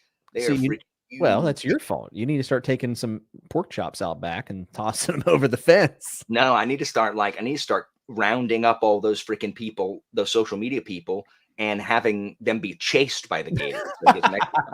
That's a great reality show. I know. Then they can freaking put that on their TikTok and smoke it. Listen, if anyone from Netflix is listening, I know you guys are down bad right now for content. So what you should do is find these people who went viral disrespecting these things and then put them in a show where they're then chased by said animal, fully uncensored, and spray meat cologne on them prior. I would find that to be interesting. It'd be like a Squid Game, but not at all, Sorry, I reading all the comments from my long tirade. Like, but Busch Gardens. Okay, I have Asperger's, as we've said. I gotta say it once per. You do? Click on your bingo card. You're autistic? Yes. Busch Gardens has been one of my favorite places my entire life, and I'm like, someone messing with this crap. Like, same thing with Rome. When I was in Rome, like, I just don't understand. Like, I don't understand what is wrong with people. Like, I just don't get it. So sorry, ladies and gentlemen. I got worked up. You did turn a shade of red I've never seen you turn. That's because that is what I look like when I'm actually when you're teaching. No, I look like when I'm actually mad. Like, a lot of times I'm mad, but like, that's actual mad. Like, that's what I actually look like when I'm mad. So, and yeah, Evie, I'll share the name of the child, but my family doesn't know yet. So once my family knows, then I'll tell. Yeah, I wasn't sure if you would want to share something like that. So, and then for half a second, if my family knew, I would share it, but they don't know. I also had to do the double check in my brain was like, has Alan told people yet, or did I only know? Like, I was like, oh my god, did I just what about pregnant? No, yeah. It was in a video of mine. So yeah, that's what I thought, but I just was like, in my head, I started to doubt myself when so many people were like, oh, what? And I'm like, oh no, did I just go into business for myself? Like, sorry, Alan, I need to shine real quick. Dan says Netflix just dropped Blue Eye Samurai. So dope. I've heard nothing but good things about it. My wife wants to watch it. So once she's feeling better, I think we're gonna give it a go. Will you watch it, Alan? What? Blue Eye Samurai. You're a weeb, so I figured you might. Probably not. I've seen no. Like, I don't. No, it doesn't. I mean, it just like. I'm not Pavlov's dog. Like, it doesn't have the word samurai in it. Wait. That's not unheard of for you, because if it has Japanese in front of RPG, you play it. Like, it could be the most down dog water game ever, and you're like, well, I gotta play it. Oh, that's definitely true. Yeah, I mean, that's true. But that's true. It's looking better than Arcane. Look, that's a big claim. Dan out here making Hey, you jumped on the Arcane bandwagon. I held out, and you were like, I'm not freaking watching it. It's too freaking popular. And then you watch it, and you're like, dude, it's awesome. And I'm like, I'm the only one left. It's one of the Arcane is one of the rare things that was really popular, and I thought was worth the hype. Now, I did not think it was as good as people were saying it was, but that doesn't mean it wasn't good. It was excellent. Like, it was excellent. Like it is one thing that I thought was worth the hype. I didn't love the story as much. I think if you like League of Legends, you would like. I think that's a thing to make it like all time. But it was one of the best video game adaptation things I've ever seen, because it was probably ever. Engaging. Like, it was engaging. To be fair, the competition's not too stiff for video game adaptation. That is definitely true. But it was good. I liked it a lot. Philip's asking, what's Arcane? It is an animated show on Netflix based on League of Legends, but you don't have to play League of Legends to know about it. I really loved the art style and the music. Like, I thought that those were just phenomenal. Did Rogue just coming in and saying Arcane was fine? It was fine. I'm not gonna watch it. I mean, and I get that. For people saying it was fine, I get that too. But I thought it was worth the people slavering over it. Like, speaking of slobbering on it, well, that sounded like a bad segue. Nuts After Dark. Matt Keene says Ursawa's Pluto show is being slept on, and I really want to watch it, but I want to read it first. Like, I really want to read it first. I mean, this is the same dude that did Monster. Same guy did 20th Century Boys, which I started, haven't finished it yet. I am going to get back to 20th Century Boys and Tokyo Ghoul. I would love to read 20th Century Boys, but the problem is manga's too flipping expensive. It's crazy. And The I have online a ones are stupid fine. baby on the way, which is not free. I have a stupid baby. Are you having it on the weekend? Man, I hope so. Yeah, maybe spring break. If he's 2 weeks, well, look, if he's like a week and a half early, it'll be on spring break. Are you having a boy? Yeah, I didn't know that. you didn't? I don't think so. I definitely told you, my dude. Are you sure about that? I'm 100%. I feel like 100, 365. to be fair, like 5 of my friends have had kids this year. Yeah. Though you're the first guy person I know with a boy. So congrats. Well, it wasn't for lack of trying. Are you excited to push him into KJ Parker immediately? Like No. purple and black, just right out of the womb. Just So here's the thing, to get real, the reason that I don't want a boy is because I was a boy, and I still am, but I was a kid growing up. I was a boy growing up in the South, and I am nothing like what the South wants little boys to be. Yeah. And so the thing is, it's not like Christina didn't have, her whatever problems children have, but I don't know what those are. Like I wasn't a girl, so I don't know whatever problems she went through. I can only know what she tells me, but I didn't experience them.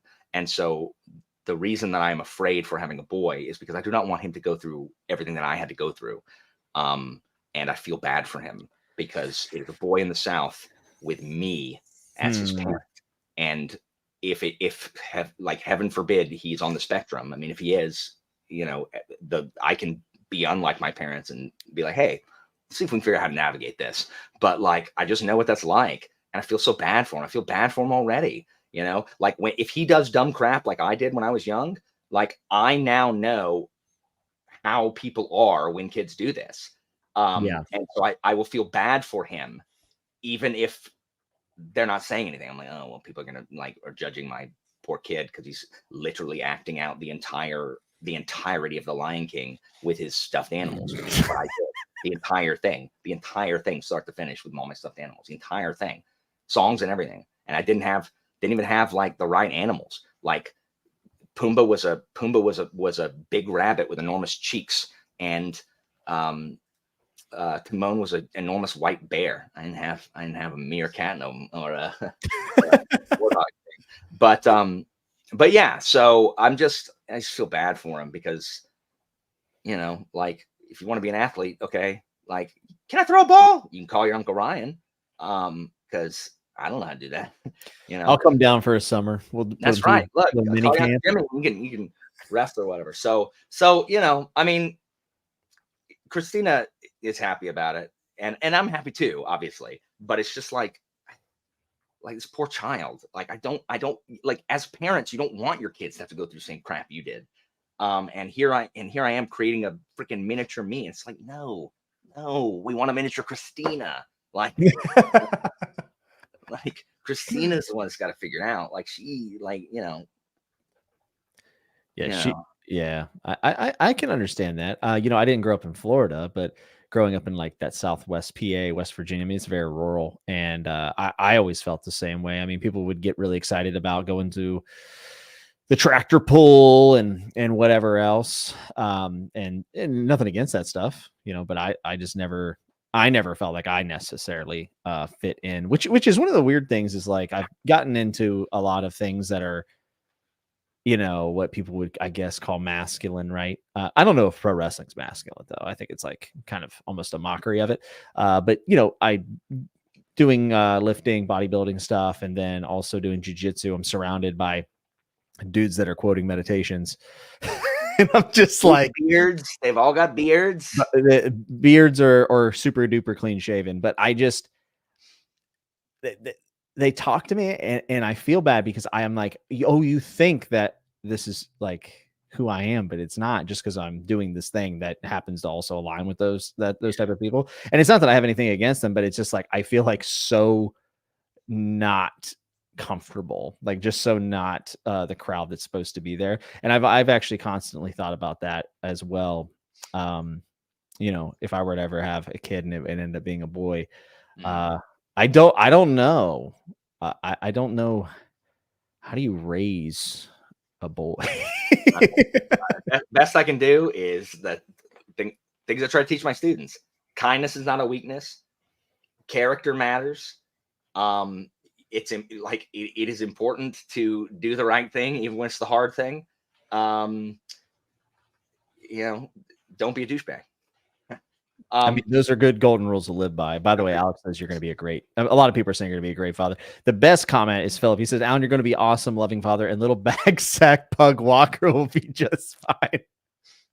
I will drown a child named Bagsack. That's BP Walker to you, Philip Chase. If I see any human being named Bagsack Pug, I'll drown it. Letting you know that. Oh, remind me. Ooh, Alan. Ooh, hello, it's me, Bagsack Pug. What if your kid just came out talking like that? Just right out the kid. What I want is for my kid to come out going like, hello, Father. I am quite peckish. Could we please have some comestibles at this moment to sate my out of control appetite? That's what I hope it is. Dark One's Taint, which is one of the best YouTube names I've ever read. Yeah, I was in the military for a long time and did Muay Thai as well, and it's always similar dynamic, just not fitting in. So the last time I've been in jiu-jitsu, I was talking to this dude. He's really cool, and he's a little older than me, and he was just like, I've been like trying to chill out, man. I'm like, yeah, I'm with you, dude, like totally. And he's like, I just need to know that I can calm down because like war's coming, bro. And I just like I'm just staring, and I'm like, yeah, dude. War for sure. Like, I don't know what that means. Like, I don't think like that. I don't think like that. And then I'm like, oh, maybe there's something wrong with me. You know what I mean? Like, maybe I should be preparing for a war. Maybe I'm in the wrong mindset of being here. You're not.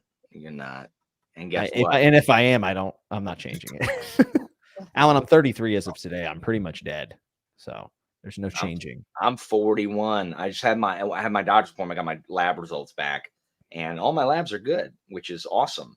My freaking B12 is like, I don't know, it hovers at like the bottom range of good. It's probably why I'm getting tired all the time. But my cholesterol creeped up yet again, as I knew it was going to do. Stupid cholesterol.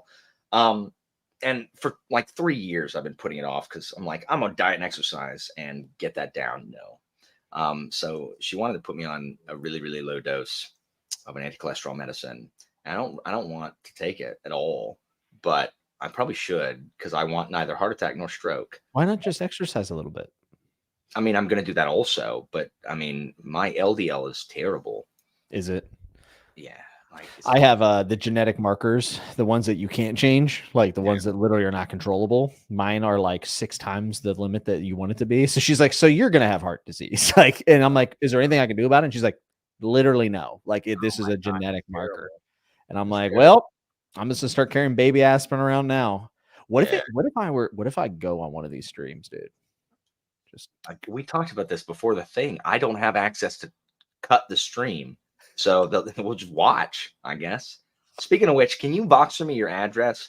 No, Telegram me your address because I keep freaking losing it when you Voxer it to me. Like, send me your address. So that way, 1, I can send you a birthday present. 2, if you ever go, I can call 911 and send them to you. I like that we're preparing for the worst. Hey, you got to have a plan for these things, folks. Get your wills done. But seriously, get your wills done. My wife's grandfather did not have things in order, and now he has dementia, and it's a mess. I don't know why we're going into this. So books are great. I don't know what to read next, Jimmy. I think you should read the Great Coats book because I know how much you love Great Coats. You are the only person who's really got me to like almost read Great Coats. I don't know if I ever will. It's so fun. You'd like it, I think. Also, the Magnificent Seven, which is the one that's the Great Coats. The Malevolent Seven. Yeah. Why did I say Magnificent? The Malevolent Seven sounded so interesting. I think it's the Maleficent Seven. There's 2. Oh, I'm sure you're right. I'm sure you're right. I don't ever get it. Alex says, just say your address. No, it's the Malevolent 7. No. I was right. Yeah, I would say you're definitely right. I would not trust me. I at one point I had considered reading that or Hexologist. Which one do you like more? Of what? Do you like Hexologist or you haven't read this new one yet? Or Malevolent 7. Yes. You will like Malevolent 7 more. Okay. How Yeah. long is it? 3. The one thing I love about Sebastian de Castell is short books. Well, the latter 2 Greatcoat books are not short, but the first one is, and Malevolent 7 is short, and this new one is short. It's like 350 pages. Like Yeah, that's normal attractive book. to me. Yeah, normal book length. I think you would like it. It's what if the bad guys are the good guys, and the good guys are also the bad guys, and the bad guys are also badder guys. Everyone's bad, everyone's terrible. I Now, like you don't have to read the previous series. Oh no, it's a brand new. It's basically a standalone, but he also wants to write more in the world type thing. You can easily see how it could be have a second book, but it is self-contained. Okay, good. And it's not in the Greycoat's world, so it's separate thing. It's not the Spellslinger world. Oh. Yeah, he has 2 series, the Greycoat series and the Spellslinger series. And he has more books in the Spellslinger series, like a second set of Spellslinger books. He has this new book coming out is the first of the new Greatcoats books. So a second Greatcoat series. And then Malevolent 7 is kind of a thing on its own that could also be potentially another series if he wanted it to be. Yeah.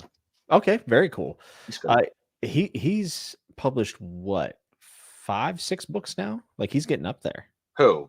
De Castell? De Castell, yeah. Oh no, he has 4 Greatcoats books, 6 main Spellslinger books, I think another 4 Argosy books, and then Malevolent 7. So How long has he been writing for? A while. I didn't realize. For some reason, like I put him like with Evan Winter. Like maybe it's because no, his let me see. Trader's Blade, I think, was his first. Yeah, 2, please. Trader's Blade was published in 2014. So he's been busy in only he's getting it done. Yeah. I think that's his first one. Rogue says you should read Greatcoats or Bloodstones. I definitely think you should do Greatcoats because very few series light you up like Greatcoats has. That's true. I mean, I like Anitha, like she said, Anitha had said Greatcoats, as had someone else in the Discord. Also because Greatcoats is the shortest. It's only 300. It's only 350 pages. Tchaikovsky, I loved. Like City of Last Chances was one of my favorite books of last year. And I love the writing style. I love what he's doing with it. I just love the structure of it. And I read the first chapter of House of Open Wounds, and it's phenomenal. But I had to stop reading it because I was so drained from school. Like I couldn't focus on the way it's written. Like it is not something that I can just like eat. Like Parker is really in depth and talks about, but I find KJ Parker very, very easy to read. This is not something that I can just, I have to like focus. And it's also 600 pages. So I'm like, man, I gotta have me a minute. Like I gotta have me a minute where I'm not like brain dead to read that. And then Tori's book is over 400. And then hold on, the other one. What's the other one? The other one is Justice of King's book. It's also over. It's like 450. So it is. It's just Greatcoats is the shortest one, and De Castell's writing style is one of the easiest writing styles for me to read. He has another person like Christoph, like who else would you say has a style that when you are reading it, you can absolutely identify. I think Josiah Bancroft is one. De Castell, I would say Abercrombie, probably. Abercrombie is one. Yeah. People who have a very, very distinct voice. De Castell, absolutely. He has a very distinct voice. I could easily pick out any book that he writes. I generally like that. Like, even if I'm not a big fan of it, like I just like people who have a tone. It's actually one of the things, like when I write, it's one of the things that I'm trying to be conscious of. And it's also one of the hardest things to do. I think it actually keeps me back from writing because I feel like I'm just writing mundane garbage. Like I just sound like Ernest Hemingway. That's one thing that I'm also trying to develop when as I'm recording Philip's audiobook. Is I'm trying to get like a voice that isn't just like, I don't want it to just be, I am not the person if you want your narrative to just sound like who's someone who like reads and it's very the text is very, not the characters, but like the narration itself is very not bad, but like just What are you anyway. going for? What are you going for here? I don't know who I'm trying to say. I haven't listened to a bunch of audiobooks, but you have. I was trying to get you to say someone. You're not listening to something that I'm reading to listen to me be low key. You know what I mean? Like yes. The performance is part of it. yes, that's what I mean. I'm not just Yeah. I'm not just reading it. Like I'm trying to Bring it to life. yes. Like so I'm trying to have it sound slightly different depending on who the POV character is. Mhm. Abercrombie does this really well. Stephen Pacey is the best at this. Stephen Pacey is so good. Like his narration sounds different depending on who he is, who the POV character is, which I like. I mean, I've heard a sample of some of your narration, and I thought it was excellent.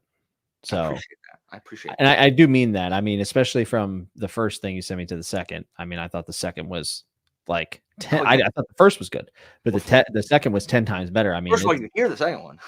yeah, I mean, the production of it was good, but I mean, I just thought even the cadence of it was really, really sharp. So that's kind of what comes out in writing, right? Is like you feel like the words, like you can hear. I know that sounds weird, but like you can hear them.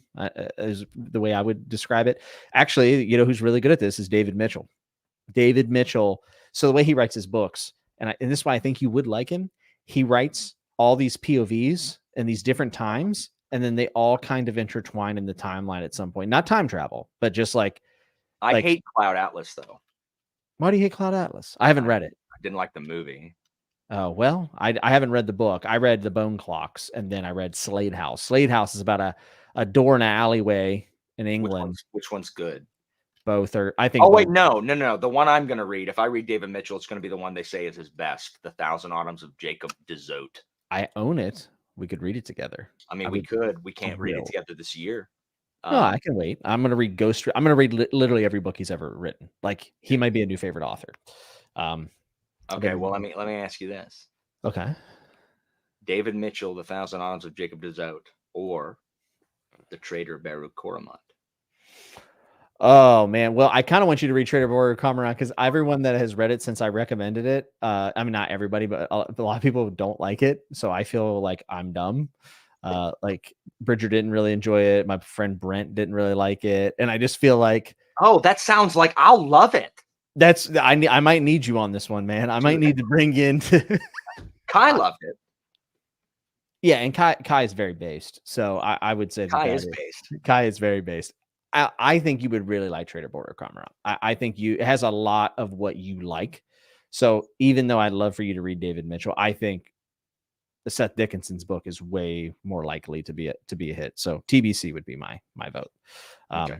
Also, Mitchell. I am adding right now the Thousand Autumns of Jacob de Zoet, and it's also in Japan, which also drastically appeals to me. I have a friend who read it in the Discord, and he said it was phenomenal, like just incredible. So, and Matt saying he likes it more than Cloud Atlas. Cloud Atlas and Bone Clocks are the two that you always hear about from him. But okay, so I can't read things on audio that I don't know what they are. But Jacob de Zoet is free on audio, just BT dubs. Oh, sick. On Audible. I literally just looked it up. I am gonna do that now. Thank you. Yeah, you gotta snag that beast. I'm putting the paperback on my list.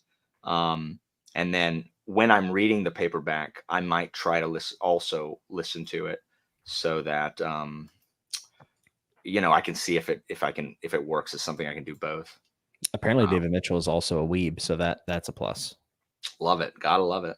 Oh yes, I love weebs. He is a really fascinating guy. I've listened to a couple of his interviews that you gotta be careful because he spoils a bunch of stuff, but he's a really cool dude. Susanna said, I love Trader Border Cormorant. I think Alan would love it since he likes KJ Parker. A lot of people. Susanna. I like Susanna's jib.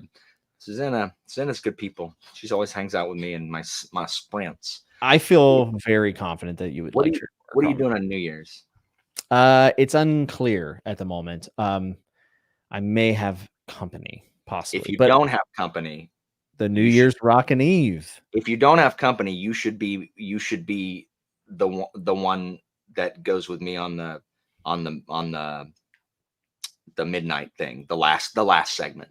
Oh, I'm down. If you do have company, if you have like half an hour earlier in the day, you should join me on one of those earlier segments. I'm 100% in. Why don't you tell people what you're doing on New Year's Eve? On New Year's Eve, theoretically, I have a New Year's Rockin' Eve where I'm going to have guests on 30-minute spots, and we'll also do some sprints for people who don't like to go out on New Year's, which is me.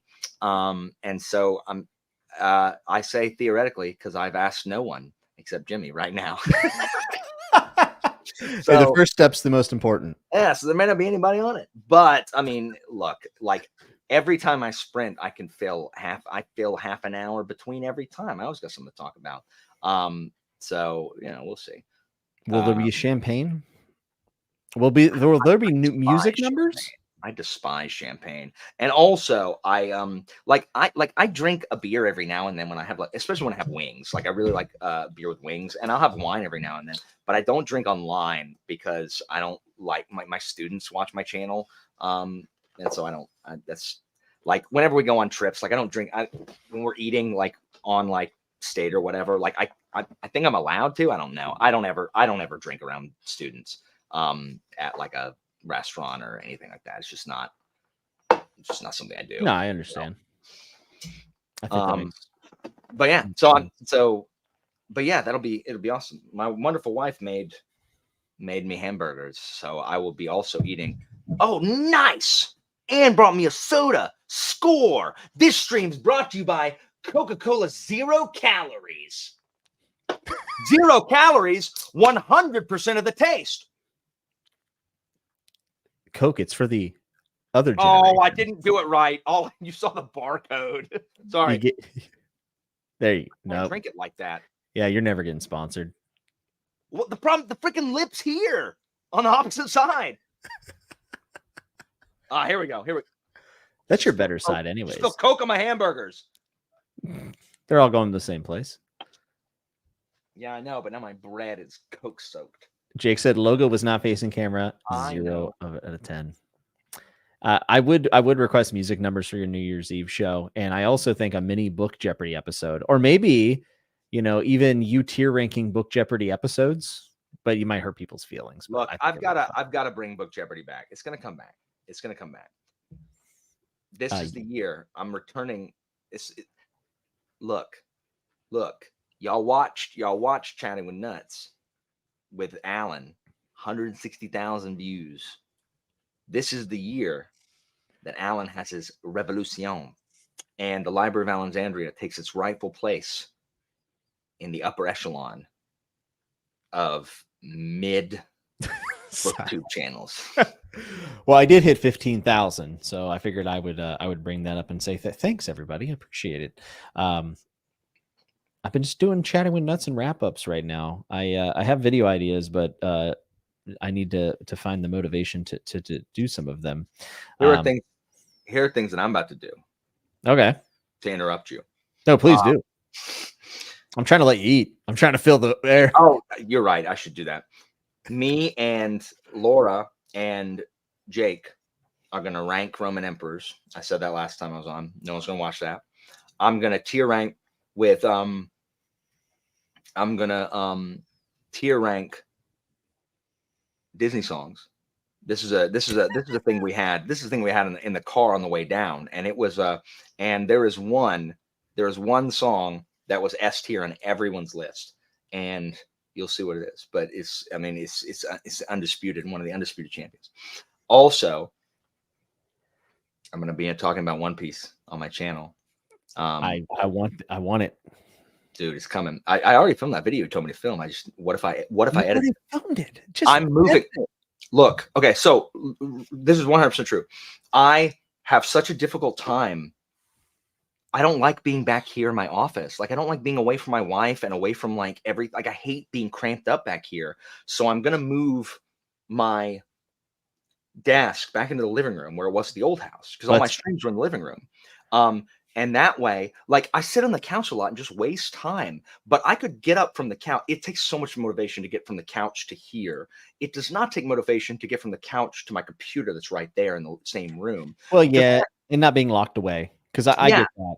because then I can edit and, you know, talk to Christina, and she can be watching something in the background, and like I don't feel so lonely. You know what I mean? So I think that will help with the editing. It ain't gonna help with the filming because I'm still gonna have to come back here to film, but it will help with the editing. So I think over this holiday I'm gonna move my computer back up there, so you'll have the Christmas tree in the background again.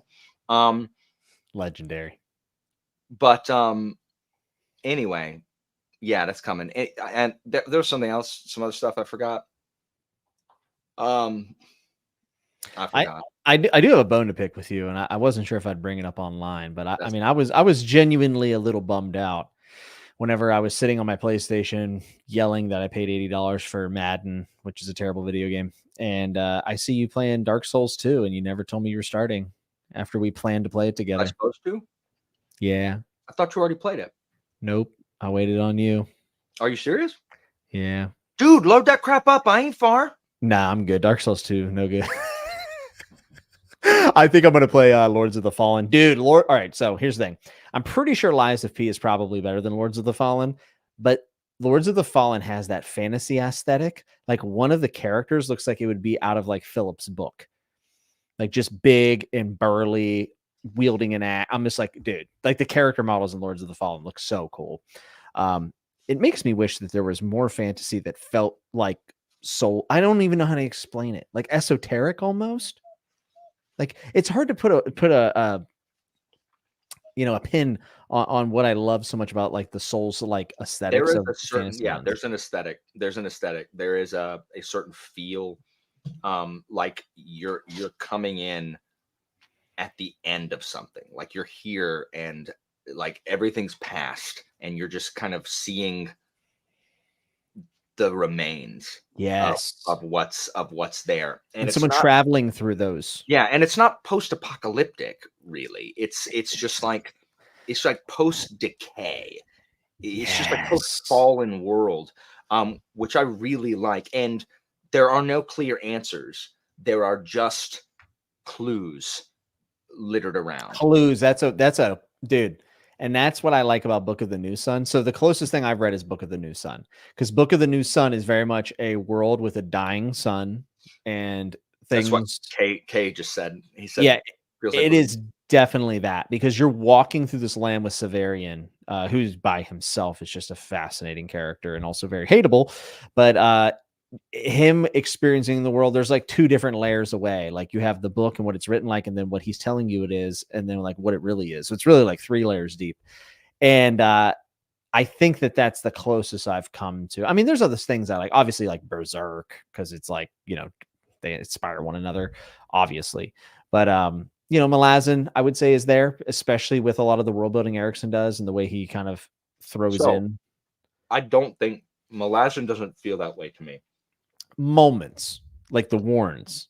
Correct. I think when they're in the Warrens, I think when they're dealing with like the remnants of the first city, when certain characters are by themselves in areas. But I think the fact that there's a Malazan empire and they're part of the military, like none of that feels like it. Yeah, because the world's not dead. There's too many people. Exactly. Yes. But like the 3 of them in Deadhouse Gates over the remains of the first empire, that kind of stuff feels like it. The Warrens, absolutely. Yeah, there's moments that there's like little like encapsulated bubbled moments where you're like, oh, okay. I mean, some of the remnants of the Warrens, some of the best stuff. Part of the appeal of the Souls aesthetic is how lonely you are. Like, and that's why it feels like I love having NPC helpers, because you feel like you have that moment of connection with someone else who's there. In what is otherwise a very solo, very lonely experience. I'm with you. Yeah, that's pretty wonderfully said. And honestly, there's something about the way those games do capture those moments of loneliness. And then when you stumble upon, Patches or whoever it is, you're just like, oh, Patches, dude.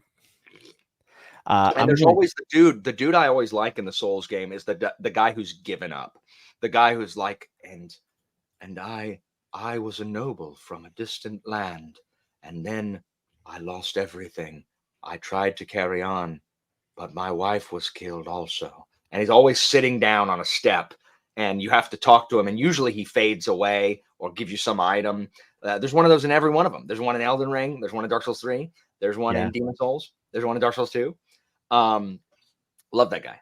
Well, they all have story. Like obviously, there's a story of the world, but there's stories like about how all these individuals got to that point, and then like everyone is perishing. I don't know. There's something about that, and I would like to read more books like that. I think books that speak to loneliness very much like appeal to me, because even though I'm surrounded by people and like I have a YouTube channel and I talk to a lot of people, I might be the most not lonely person. Like I feel lonely a lot. Dude, same.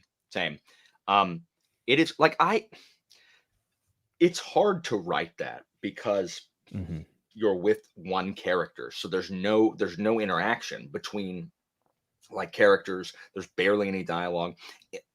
Just inhaled burger. That's hard to write, which I think is why it's not there more. Because I mean, part of we like interaction between characters. It helps. Yeah. It helps in Dark Souls that you are in control, so you're part of the narrative as opposed to passively observing, like you would be in a book, which I think is the challenge there. Yeah, and to fill in those blanks with like kind of the mesmerizing setting and the vibe of the world, that's a very difficult thing to do. And that's why I really do like Gene Wolfe. I think he does it extremely well with Book of the New Sun. But even if there's like limited amount of interaction, I think it works. So Paranesi is very much a story about like isolation and loneliness. And that's what I love about that story. I think that's the best part. And she does a great job of fleshing out the setting. But I don't think it's necessarily an easy thing to do. Now we were talking about Dark Souls and stuff, and I just wanted to pull up my absolute favorite. Well, maybe not absolute favorite, but currently my favorite picture from Malazan that Mark Simonetti did. Dude, how good is this picture? Like, hang on, sorry. I've had to respond to an email really quickly. I apologize. No, you're fine. Look at these people and approaching this. Like, oh, dude, that artist is tremendous. Christian just got full prints of some of the stuff he did, and honestly, I'm thinking about getting some for the office. I think I might do it. Some of his Malazan stuff captures the epicness more than anything. Like, it's so preposterous. Like, it's so good. He's also my favorite, or maybe tied with my favorite, A Song of Ice and Fire artist as well. So he's phenomenal. Did y'all hear my dog whining? Yeah, a little bit. Okay, that's Sophia. She wanted my burger. Oh, really? Yeah. So yeah, I kind of wish there was a little bit more of that aesthetic. I think The Vagrant by Peter Newman tried to go for it, and in some ways succeeded, but it's just a very off the wall book. And no one's really read it. I think there's like 3 people I know that have read it. And it also kind of feels like a video game at times, for better or for worse. But yeah, whoever's, I think Amanda said didn't like it because the protag's mute, isn't he? He's mute and he's carrying a baby and has a magic sword. I mean, it's like Dark Souls Mandalorian is what some people have talked about it, or like Berserk and Mandalorian mixed. And it's really good. I liked it. It's like the best 3-star book I've ever read. And at least it's original. Like, at least it has some stuff in it that really makes you go, oh, wow, interesting. It's very esoteric in some ways. Ooh, I like this. Arliss says Peter S. Beagle in The Last Unicorn does an incredible job writing Loneliness Rips My Heart Out. That's actually correct. I got to read that. The movie, I think the cartoon, the animated movie is better, but it feels like that too. Like the whole movie, even though she's with Molly and Schmendrick, and it still just feels so desolate. Like the world is so desolate, especially when they're at Hagrid's castle at the end of the earth, and it's just like Arliss is absolutely correct, and the movie does a great job of it also. Absolutely fantastic. This is one of those books that's like your author's favorite author type deal. Like, people love this book and go to it for inspiration. I own it. I haven't read it yet, but I heard Peter S. Beagle's releasing a new book in 2024, I believe, which is he's getting up there. So that's probably something you want to check out if you're a fan of his. Last Unicorn's one that it's one of my blind spots. I definitely need to do it. And yeah, the artist is, as Alan typed here, it's Mark Simonetti, for those who are asking. He sells his prints on his website, and his A Song of Ice and Fire stuff is insane. He's very talented. Neutral 10 says, do you think Malazan has the biggest world in epic fantasy? Without a doubt. I don't even think it's relatively close, to be honest. No, I don't think it's close. I think it is. I mean, I also, to be fair, I haven't read everything that I'm aware of. I know Warhammer's huge. Like, I know it's huge. So it was very Trump, like your gestures and your face when you did that. Huge. That was insulting, Alan. It's just that one thing. Music Man, oh yeah, says, is this going to be in the Broken Binding edition? I have no idea. I don't know what to expect from the Malazan Broken Binding stuff. I've actually never bought anything from them. Not because, I don't know, I just always seem to miss it, or they catch me on a bad day where I don't want to spend money. But Freaking, when you have a kid, you can't just buy everything that you want to buy now. Like, I have to, but because you have to insure the child. Yeah, insurance is a big thing, man. Do you know, Jimmy, I'll let you know something. So we got a raise, but insurance went up. So is it really a raise? Yeah, no, and inflation. No. Yeah. So really, I am actually making less for the pleasure of teaching teenagers who definitely, let me tell you, they definitely appreciate it. Like if there's one thing that teenagers are, it's appreciative of the hard work that I put in to actually have them learn something instead of emerge as morons. It's the thing that they always act appreciative. They definitely give a crap. That's certainly true, right? So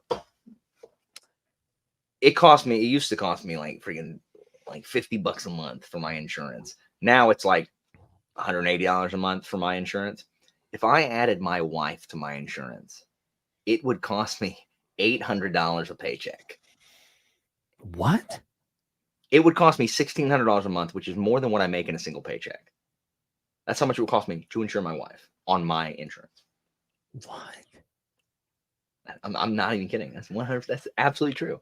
Ridiculous. That is. And you know why? Maniacal. It's because they assume that my husband has a better job that will cover me with insurance. I see. Well, that is criminal. That is terrible. We've literally had people drive an hour and a half that way to the next county because their benefits are way better. It's ridiculous. Are you considering that? Not a chance. No. Really? No. The amount of my time is worth more money to me. Well, that's fair. But it's ludicrous. Now putting my kid on mine will be an extra like $400 a month. Just adding my kid, just me and my kid. So it's an extra 400. So, which is better, but I mean, that's like saying, being stabbed in the shoulder is better than being stabbed in the face. Yeah, it's like definitely better, but to what extent? Yeah. We're not sure. It's crap. Dark Tower I think Dark Tower World feels really big. Whenever it's focusing on the good stuff, not the less good stuff in it. Yes. So do you feel like, I know you have just an absolute blistering pace for video releases. Do you think it'll get worse once you have the kid? By blistering, you mean glacial. Oh yeah, that's right. I mean, I don't think it can get much worse. Can it get worse than none? Like, can you put out negative videos? Will the kid make me delete videos from my channel? I think the only thing you could do worse is if you started re-uploading your old videos. That's what I should do. And pretending they're new. That's what I should do. I mean, I don't know. I don't know how this is gonna. Everyone's like, your life is gonna change. It's like it will, but my wife and I are putting in processes now and brainstorming on how to make it as that as possible, because I won't adjust well if my life is completely like I thrive on structure, on routine and habit, and I know it is going to change. So we're trying to prepare for that, but also put in, I guess, I don't know, processes that will still allow me to because here's the thing. If all I do with my life, and again, I don't have a kid yet. The way people feel about children, I know that changes. But it's just like, if my entire life is work and then coming home and having to do like responsible things, and I realize how this sounds. Like I will just be I will resent everybody in my life. I will resent because at that point I'm like, okay, so the purpose of my life is to work and then come home and work. Like I must Yeah. engage in something that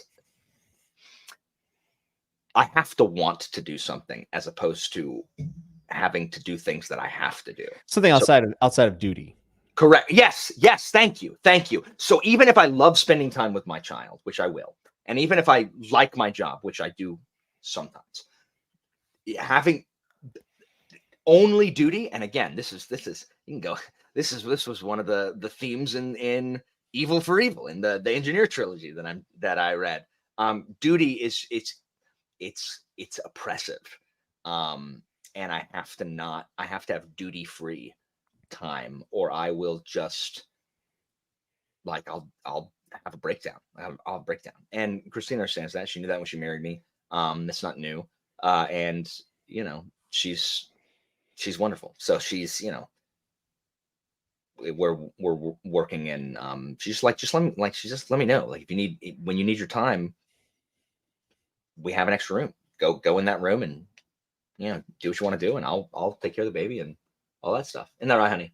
I didn't hear what you said. Oh, okay. Well, she didn't hear what I said. So. Talking about the baby. I was talking about how we're talking about putting in processes to where I can not have my entire life be duty, when I still have time. Yeah. Like, yeah. So Well, me too. yeah, and her too. Yeah, absolutely. Obviously. I think that's like one of the things, like whenever I consider having kids, is I just don't want to lose everything. I know it's a massive sacrifice. I'm aware, but like a shred of me has to remain. And I think that's one of the things that I love about reading, is that the bar for entry is so low. Like you can go read 5 pages of a book and it might make your day, which is awesome. Christina has a comment.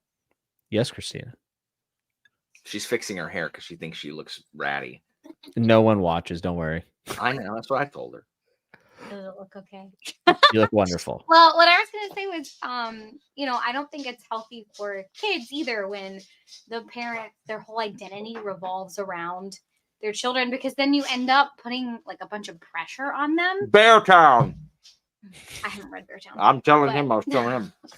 But I don't think that's healthy. So we've talked a lot about how we want to maintain our own separate identity so that we're not, obviously, like we want to take really excellent care of our child too, but we want to be more than just, you know, I'm mom and he's dad. We want to be Christina and Alan, just like we've been in our marriage. I think that happens in relationships also, where people, the identity is the relationship as opposed to, you know, I'm Mhm. Alan, she's Christina, and we're also Alan and Christina. Mm-hmm. And somebody told me one time that hope is heavy. And so if you're placing all of your hopes on another person, Wow. they're not meant to bear that. Like they can't. They will crumble under the weight. So relationship wise I and certainly will. with our kids. And I know that I think I will be tempted to like idolize our kids, because I very, very much want to be a mom. And I think that I'm going to struggle with that a little bit, but that's why we're talking about it and trying to make sure that we keep our identity and have ideas in place about how we're going to do that, so that we don't just lose ourselves. That is I don't well think I'm said. a good kid either. So Very well, well said. I didn't come up with the hope is heavy thing. Somebody else said that. No, just take credit. Grad school, but I was like, that's beautiful. And I'm Was gonna that a share meditations? It's not. Stop. He's robbing me up. It's not in that. It's not in that. Okay, I'm gonna go now though. I gotta Thank feed you, these. Christina. No, Christina always comes in and drops not freaking in our Fall of Babel chat with Philip. Christina comes in here, swoops down, makes freaking Philip cry with her freaking like amazing thoughts about freaking Fall of Babel. She wrote a letter to Bancroft, and so she read part of it out, like also airing all of my mental health problems in front of God and everybody, which I don't care. I talk about this all the time. But and then Philip's over here like misty-eyed because Christina just comes in and just smacks our faces into the bar and moves on. Really, I really need to. It really needs to be her channel. because Yeah, she says maybe it's time to hand the reins over, dude. Like just you the tried. problem is my wife is so smart and she is so much more articulate than I am. Yeah. Because my wife says things like what she just said, and I'm like, I ain't got time for that crap. I said, like, you can't be articulate and just start calling stuff crap all the time. So she's like, that crap, I ain't look, it's bull crap. I ain't having it. Like that's the way I talk. And then you heard the way that my wife talks, you know. My wife's from Downton Abbey, and I'm like, West Side Story. Your Duck Dynasty. I'm not quite there. That's good. I like that. You could have been. You could have been. We both could have been. Duck Dynasty. My Nothing dad. wrong with Duck Dynasty. I know Philip had one of them on his channel, which is absolutely ridiculous. Philip had had one of the Duck Dynasty people on his channel? Bro, he had one of the Duck Dynasty people read his book and reached out to him. I swear to God. And if he had him on a spoiler discussion, and I'm sitting there, I look at Philip's channel, I go, is that the dude from Duck Dynasty? What? Yeah, dude. Either that or Philip paid him. I mean, it's one or the other. Crap, that's awesome. No, my dad, dude, my dad is just like that. My dad.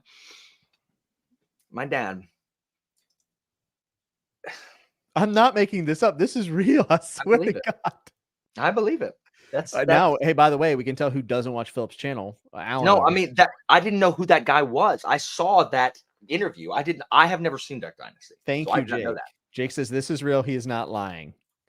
Philip has ties to Duck Dynasty. He is compromised by the turkey calls market. Philip's beast mode. And then I was in a chat about Philip's book, and I said Philip had this famous redneck on it. And I was like, "Oh man, I shouldn't have said that. He might watch this." Oh no. No, he. By the way, I know I'm memeing, but like he was actually extremely well spoken and like really enjoyed Philip's book. It was really cool. Awesome. Yeah, he seems like a great guy. I guess he's a huge fantasy fan. He might even. Does anyone know if he has his own channel? If Philip fell asleep like an hour ago, by God, yeah, he fell asleep with Beowulf open on his chest, drinking Pedialyte. Ovaltine mixed in with Pedialyte. Ovaltine. Oh my gosh. That's priceless. Did you see Philip's new set? What do you think of it? I like it. You know what annoys me?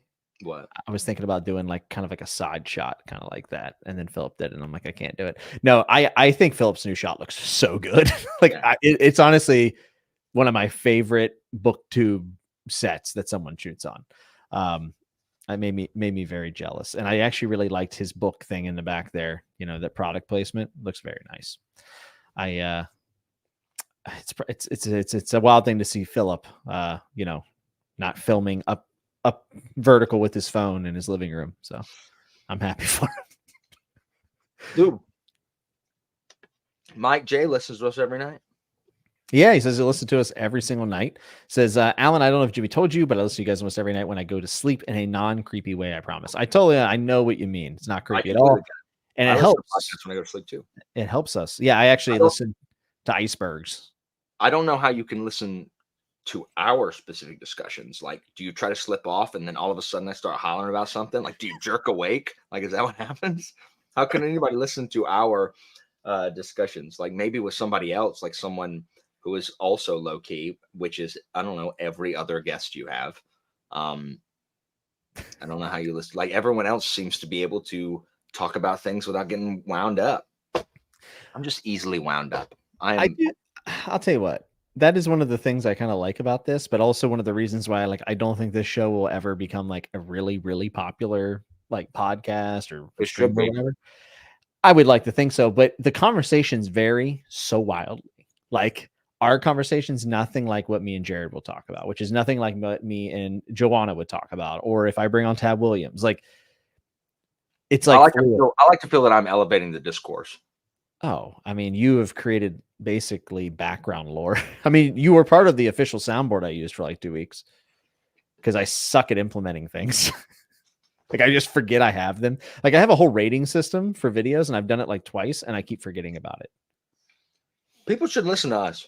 People should listen to us. We we drop more wisdom on these things than most podcasts are trash. They should define wisdom. Things that you should hear and take to heart because they are wise. Basically things that I say. And also you say. I mean, I don't know if I add much to the discourse other than just dad jokes and lowbrow humor, but I would like to think that it's somewhat entertaining. I guess people have been watching it now. I mean, with how much YouTube's been pushing it, which is interesting. Watch this will be the lowest watched ever. No I one's gonna saw, watch it. bro. You want to hear something crazy? I saw somebody started a Fourth Wing podcast because I was looking for like Bend the Knee on the top charts, and someone started a Fourth Wing podcast like 3 months ago. Dude, they're like one of the top books podcasts. And I'm like, Fourth Wing is literally like the biggest thing this year. It's the craziest phenomenon. And all because TikTok just said so. Isn't that wild? I'm so curious to read it. Kelsey's definitely going to read it, and I will read it at some point. And I haven't got book 2 yet, but they did a midnight release at my bookstore. They never do midnight releases anymore. They did one for that book, and I thought no one would show up. It was packed full. So, I mean, one thing I will say, I'm glad people are reading. I'm glad people are showing up at midnight to buy a book. I mean, that's not common. So I just wish it was something I was more interested in. People can like what they want.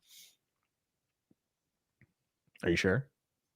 I mean, it requires me going against my entire instinct to say so. But yeah, I mean, I am sure that people can like what they want and should be able to like what they want.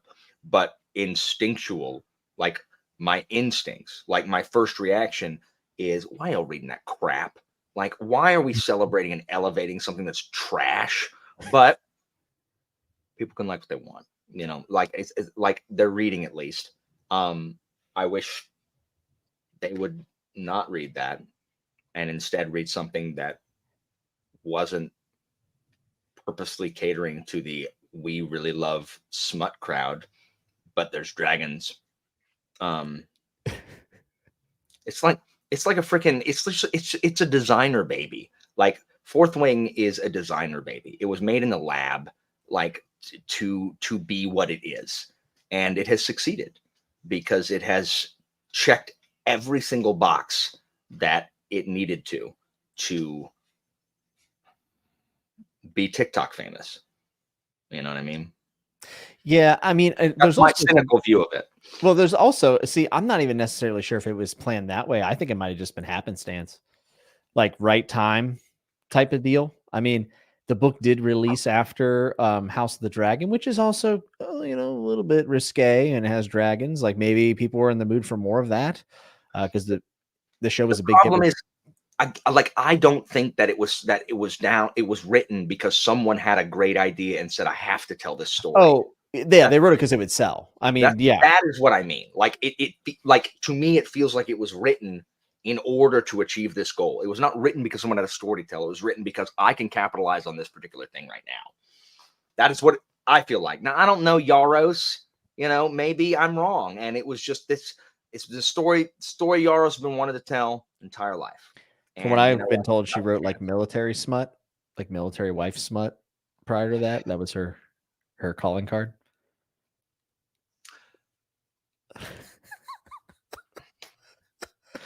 I'm sending you a copy for Christmas in case you were wondering. And then guess what? I'll have content for my channel when I burn it.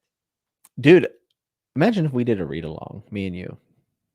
And we did discussions. Yeah, and took it serious. I approached AP last year to do Sarah J. Maas. And he told me no. I would do a like a vlog type thing for Fourth Wing, but it would have to be on both of our channels. I mean, what we would do is we both do vlogs and then we do a discussion at the end. And we just talk about the discussion. And we don't watch each other's vlogs. So we don't know what the other person thought about it. It has to be somewhat entertaining. It has to be.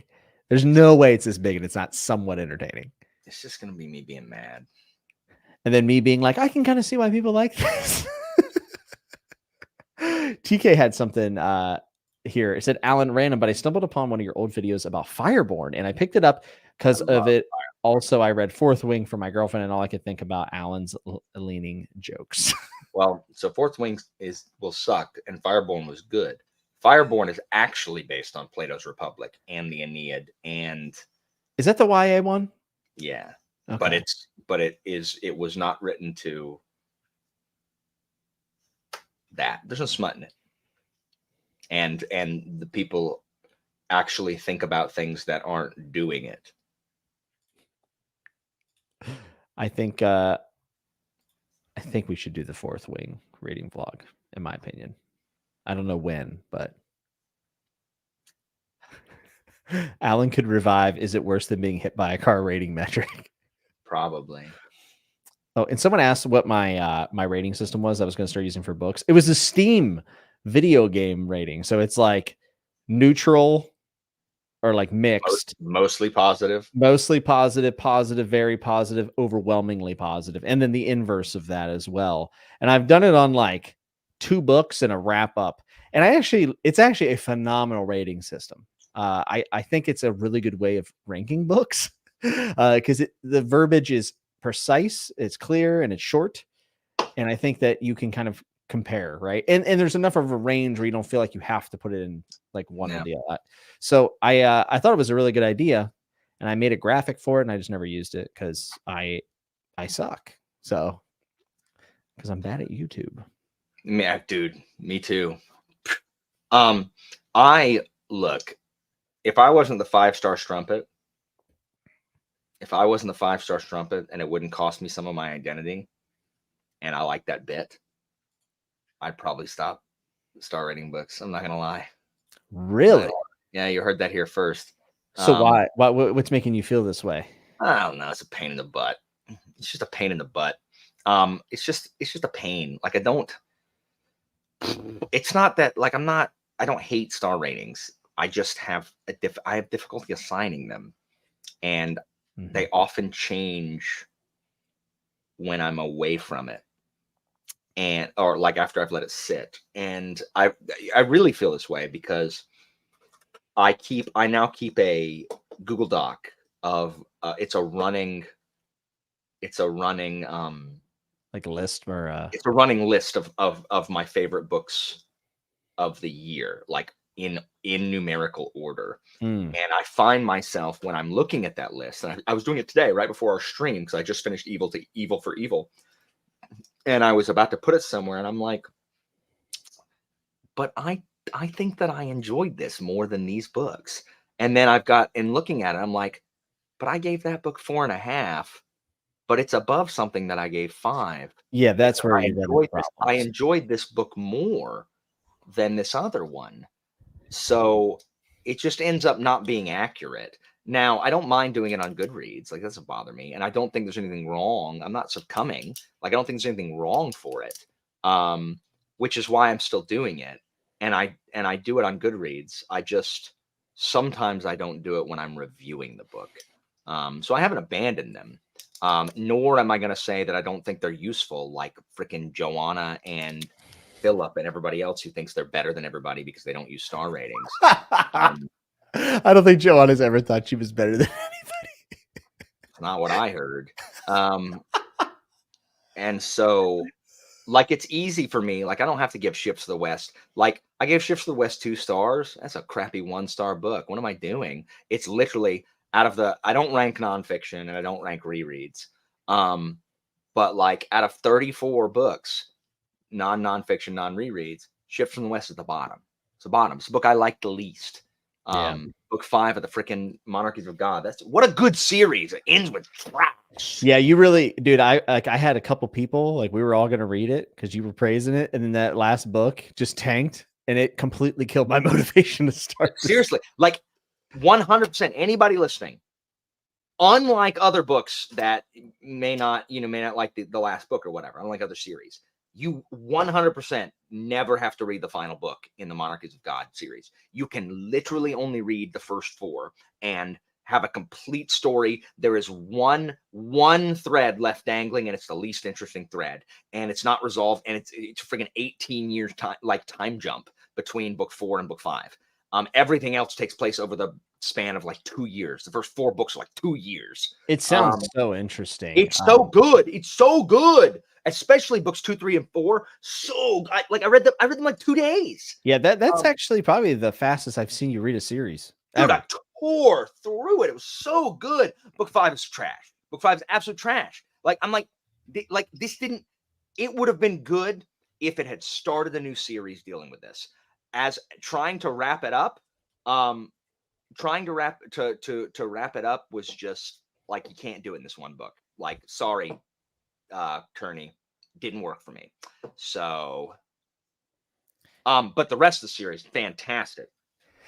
Matt is asking, I think you guys have both read Long Price Quartet. We have. I was thinking about listening to it on audio. Do you think from a material perspective it would be a good audiobook, or is it too complicated? I think the audio is too complicated, but I struggle with fantasy starting out, so like I'm pretty dumb. I think there's too many weird names.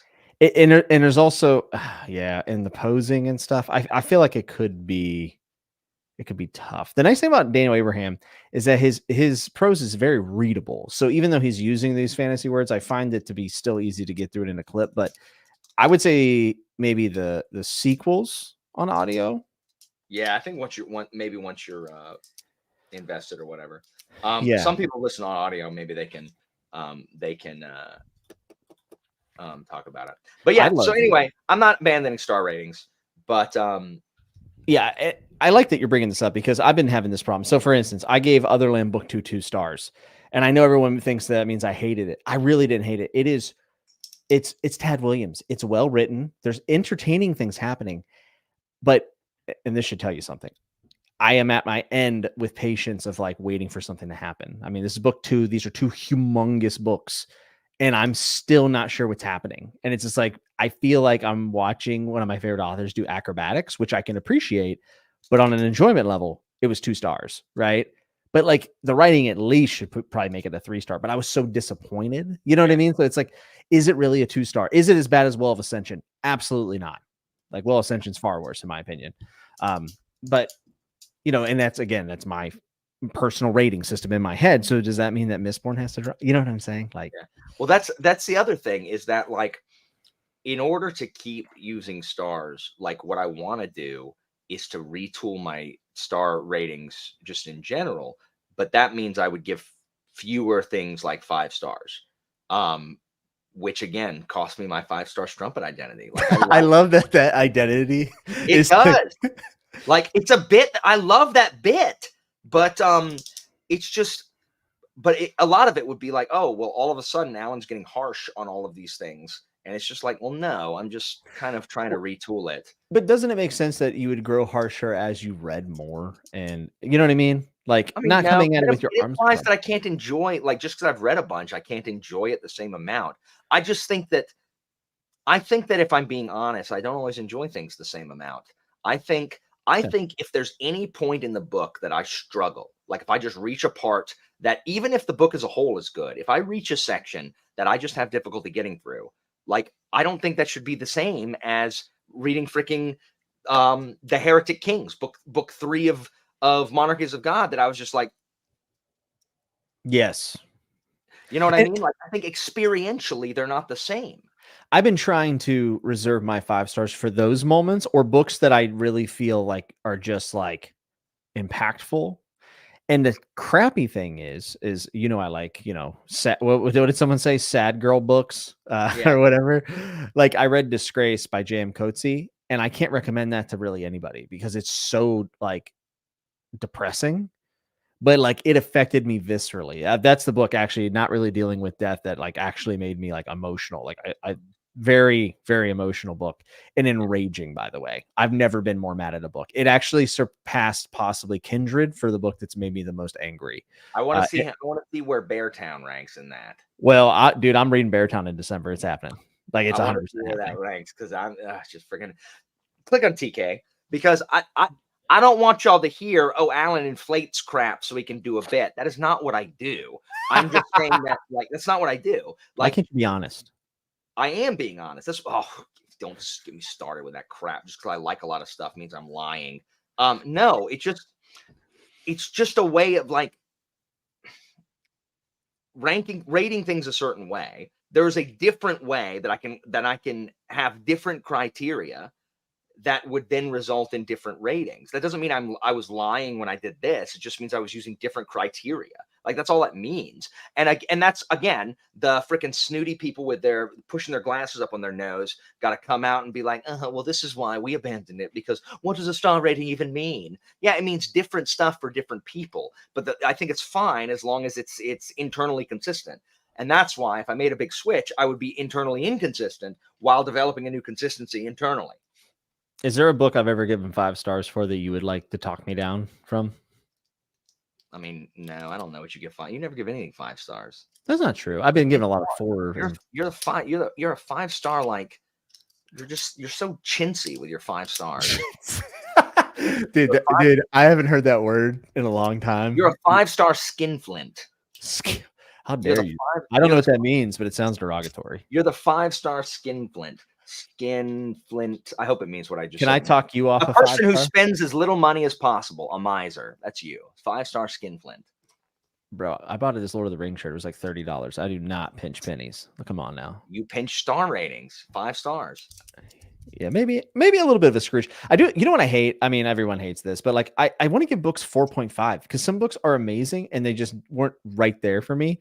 And then I got to give it a 5, and it looks like I'm giving out all these 5s, you know? And it's like, see, that's what I'm talking about. Like a book that I really enjoyed overall, but there was a section that this is okay. So a good example of this, Wickwire Watch, which is still higher than some of my other stuff on here because I really enjoyed the experience of reading Wickwire Watch. So on my ranking, it's higher than stuff I give 5 stars. But Wickwire Watch, I loved, except one section of it. There is a 100-page section that I did not, that many people do enjoy, but it was not.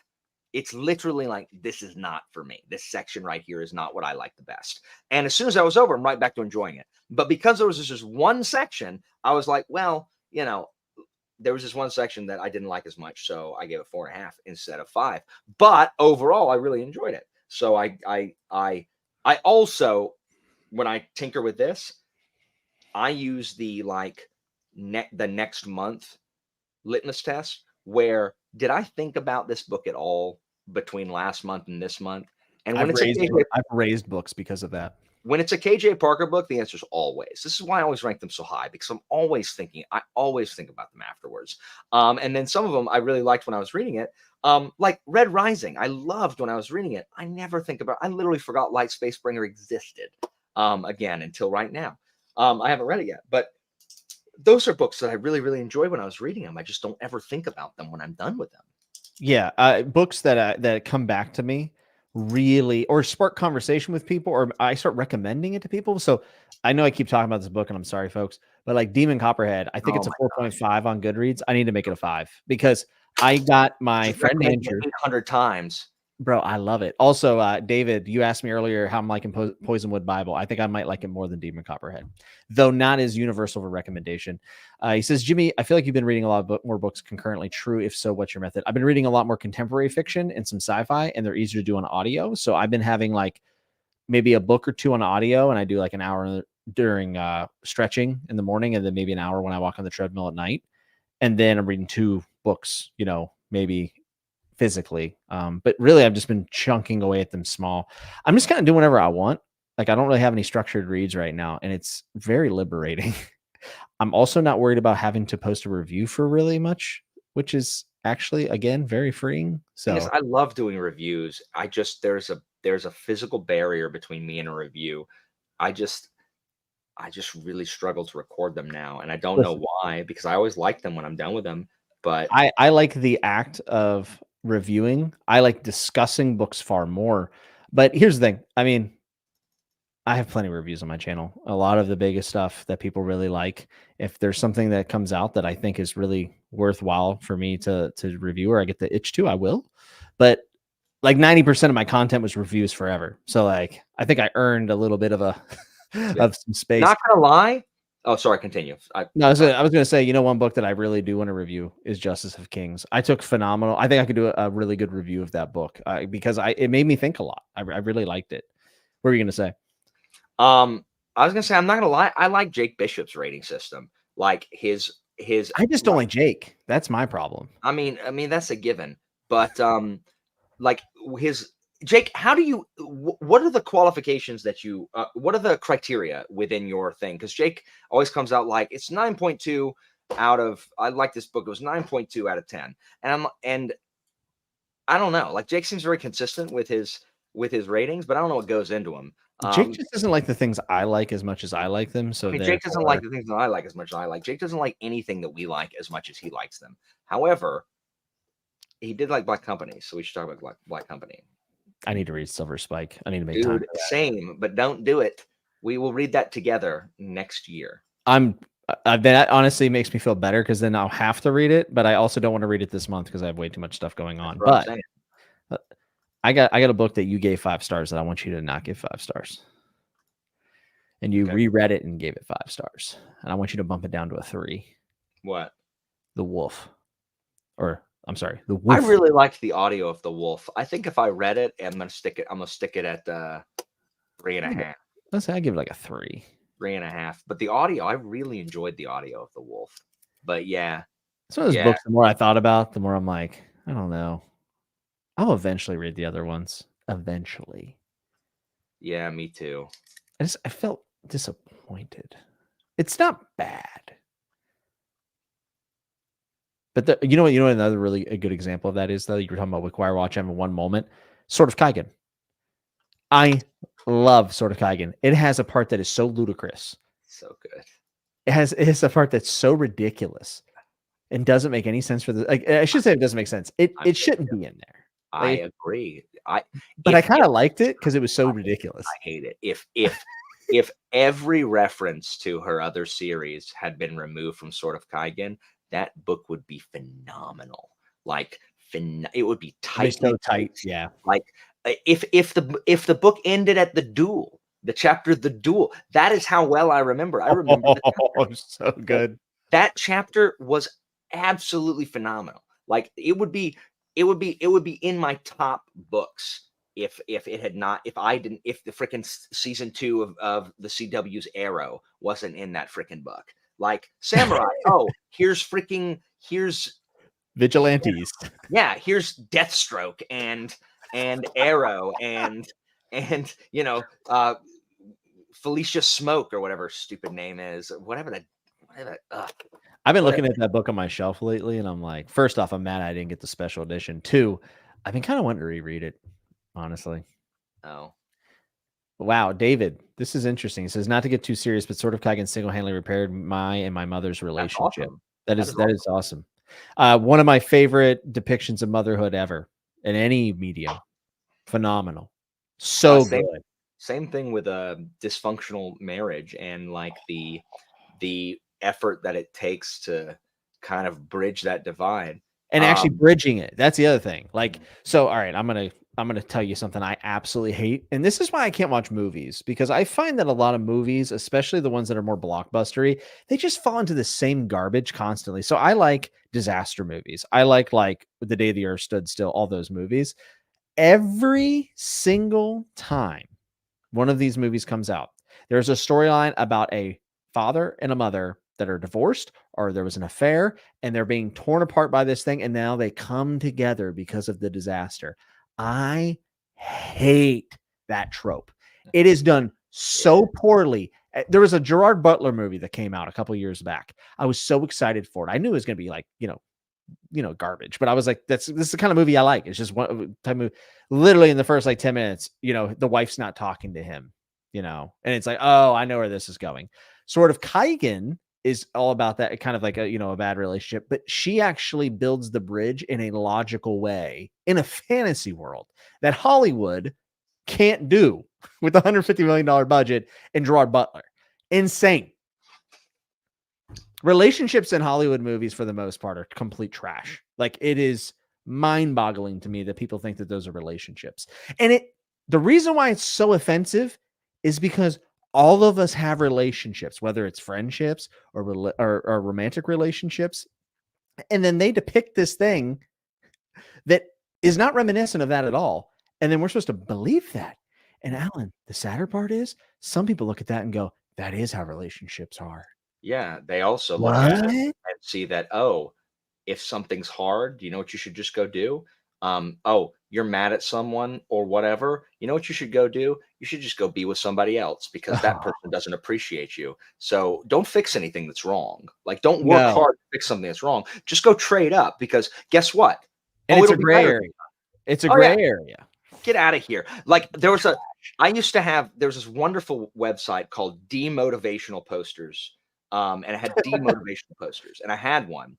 And one of my favorite ones, it was a picture of a chain, like just, a big chain. And one of them's broken and it said dysfunction. The only common link between all of your dysfunctional relationships is you. And it's just like, that's right. That's right. My favorite one though, these are wonderful. I used to have these like hanging on my wall. There's an athlete and he's like a track runner. He's just sitting there head in hands like this. And it says failure when your best just isn't good enough. And I'm like, that's my entire life story. I know. It's so terrible. It's so terrible. Bro, I literally wrote a journal today. So Jared talked to me about journaling. Joanna told me about journaling.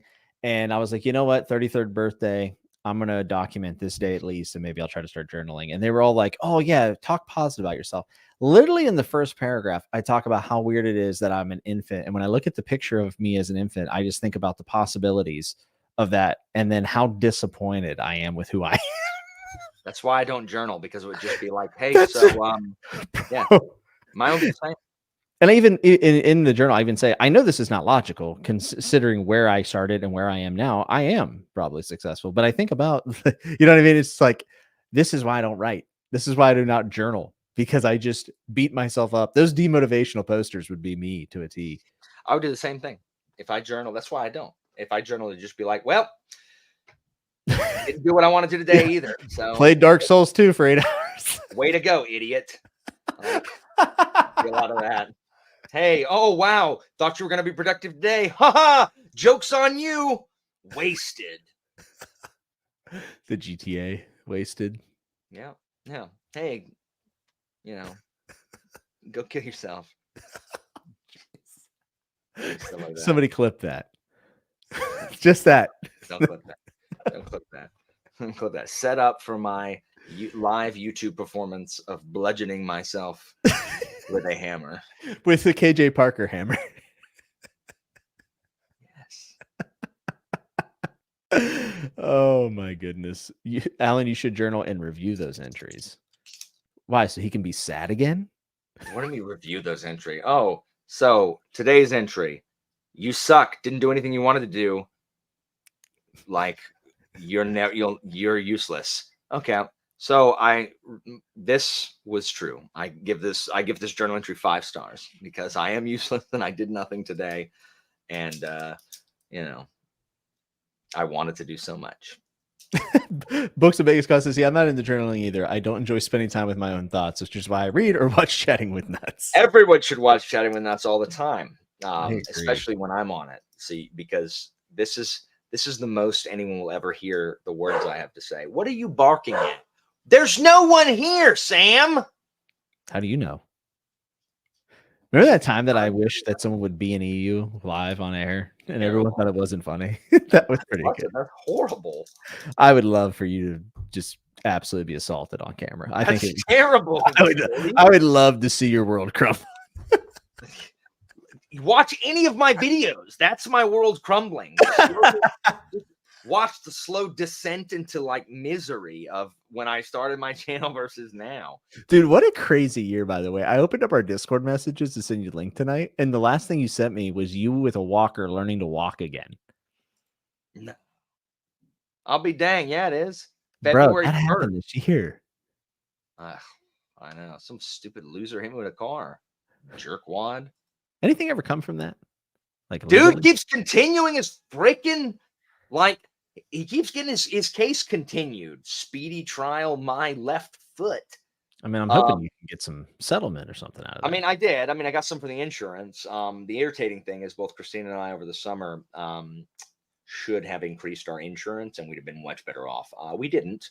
Me, because it's one of those things that I'm like, I just don't want to do it. Like, and but I mean, it was fine. And then the absolute like selfless generosity of people online has helped so much with covering all this stuff. It's ridiculous. I don't know. The guy has claimed destitution and yet was able to pay his $120,000 bond.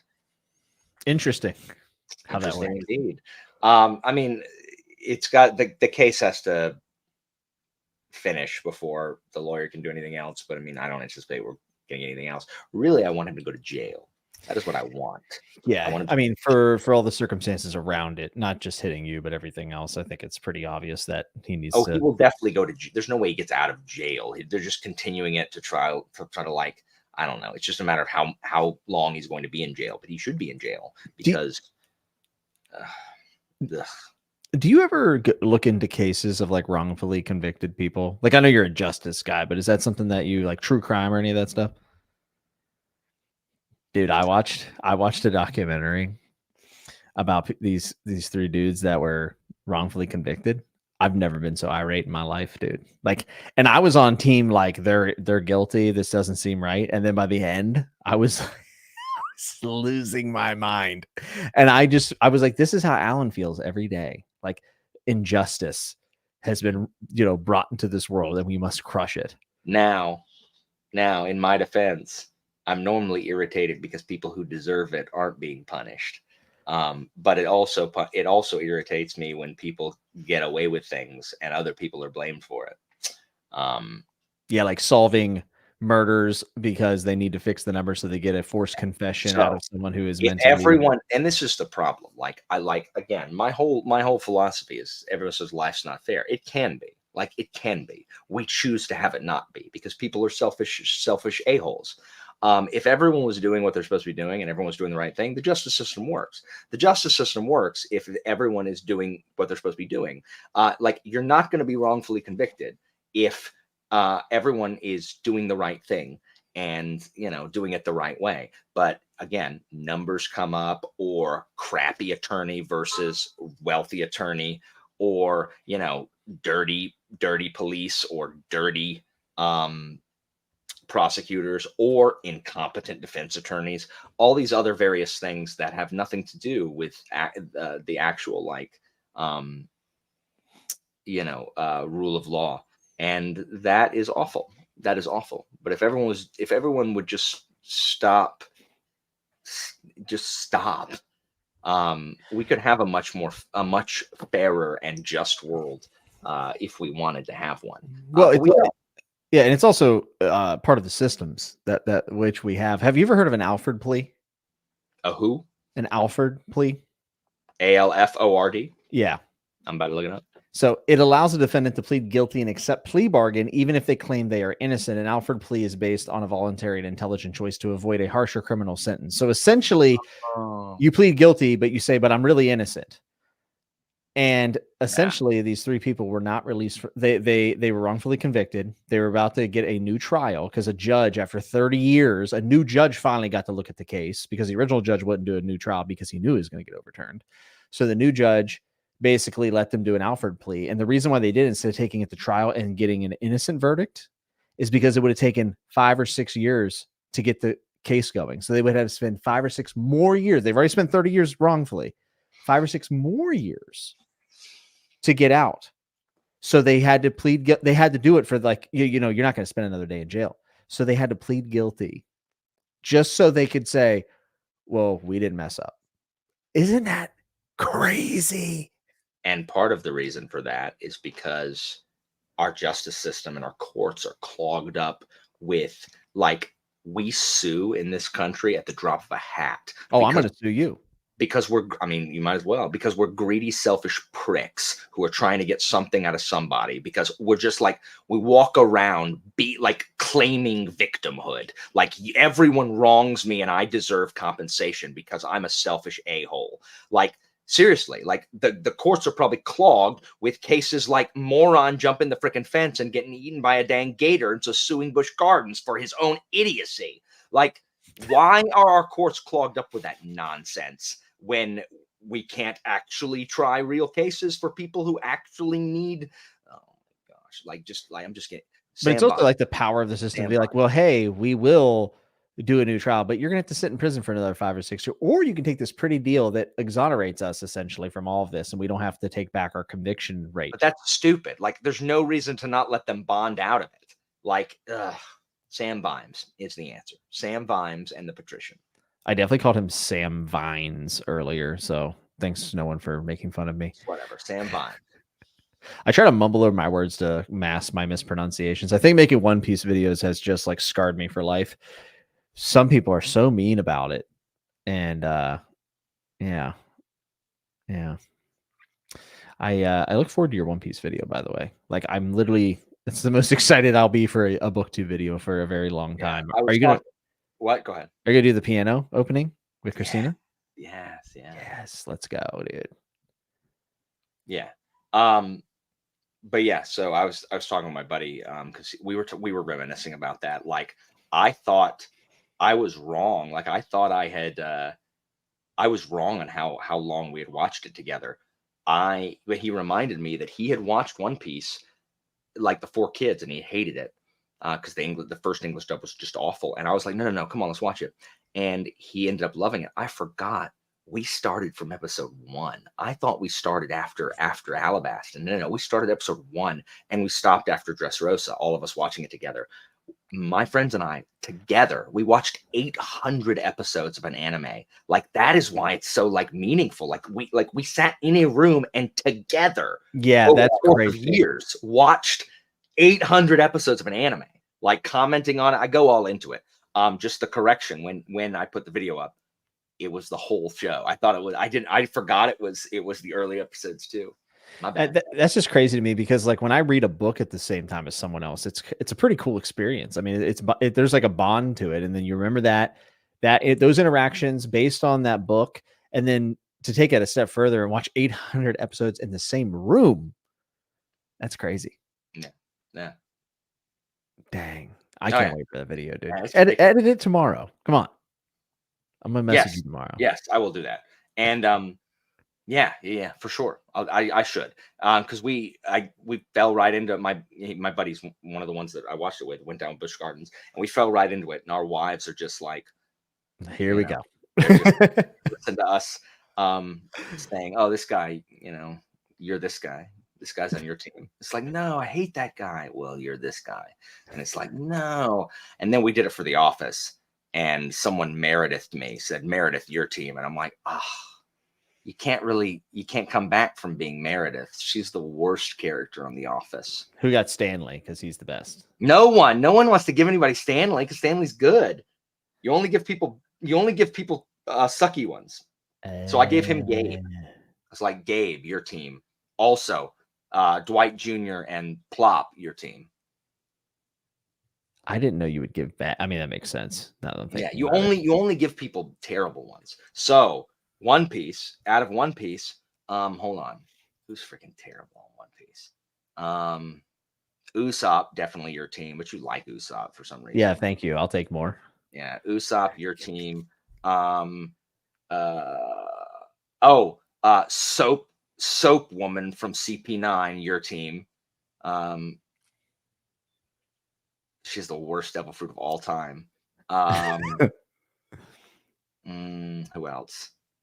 I don't know. Some crappy Baroque Works, your team. Who else? Oh, little guy in the treasure chest with the afro, your team. Oh, you don't like him? Yeah. Also, Hel Meppo, your team. Hel Meppo is kind of trash. That's fair. By the way, I want to bring this back to Sebastian de Castell real quick. I didn't realize that book doesn't come out until May. Which book? The Maleficent 7 or the Malevolent 7 is out now. Oh, it's the paperback. Yeah. Shoot, I pre-ordered the paperback. You should cancel that and order this instead. Oh my god. This one. The audio is excellent too. He has the same guy do all his audios. Joe Jameson. Is it doable on audio or no? I think so. Yeah. His audios are good. Joe Jameson's tremendous. It's not hard to follow then? I don't think so. No, he's really good. The audiobook narrator is really good. But it looks like this. Yeah, I got it. I fixed it. Well, brother, we've been going for about 3 hours, Dude, which is short for us. But happy birthday.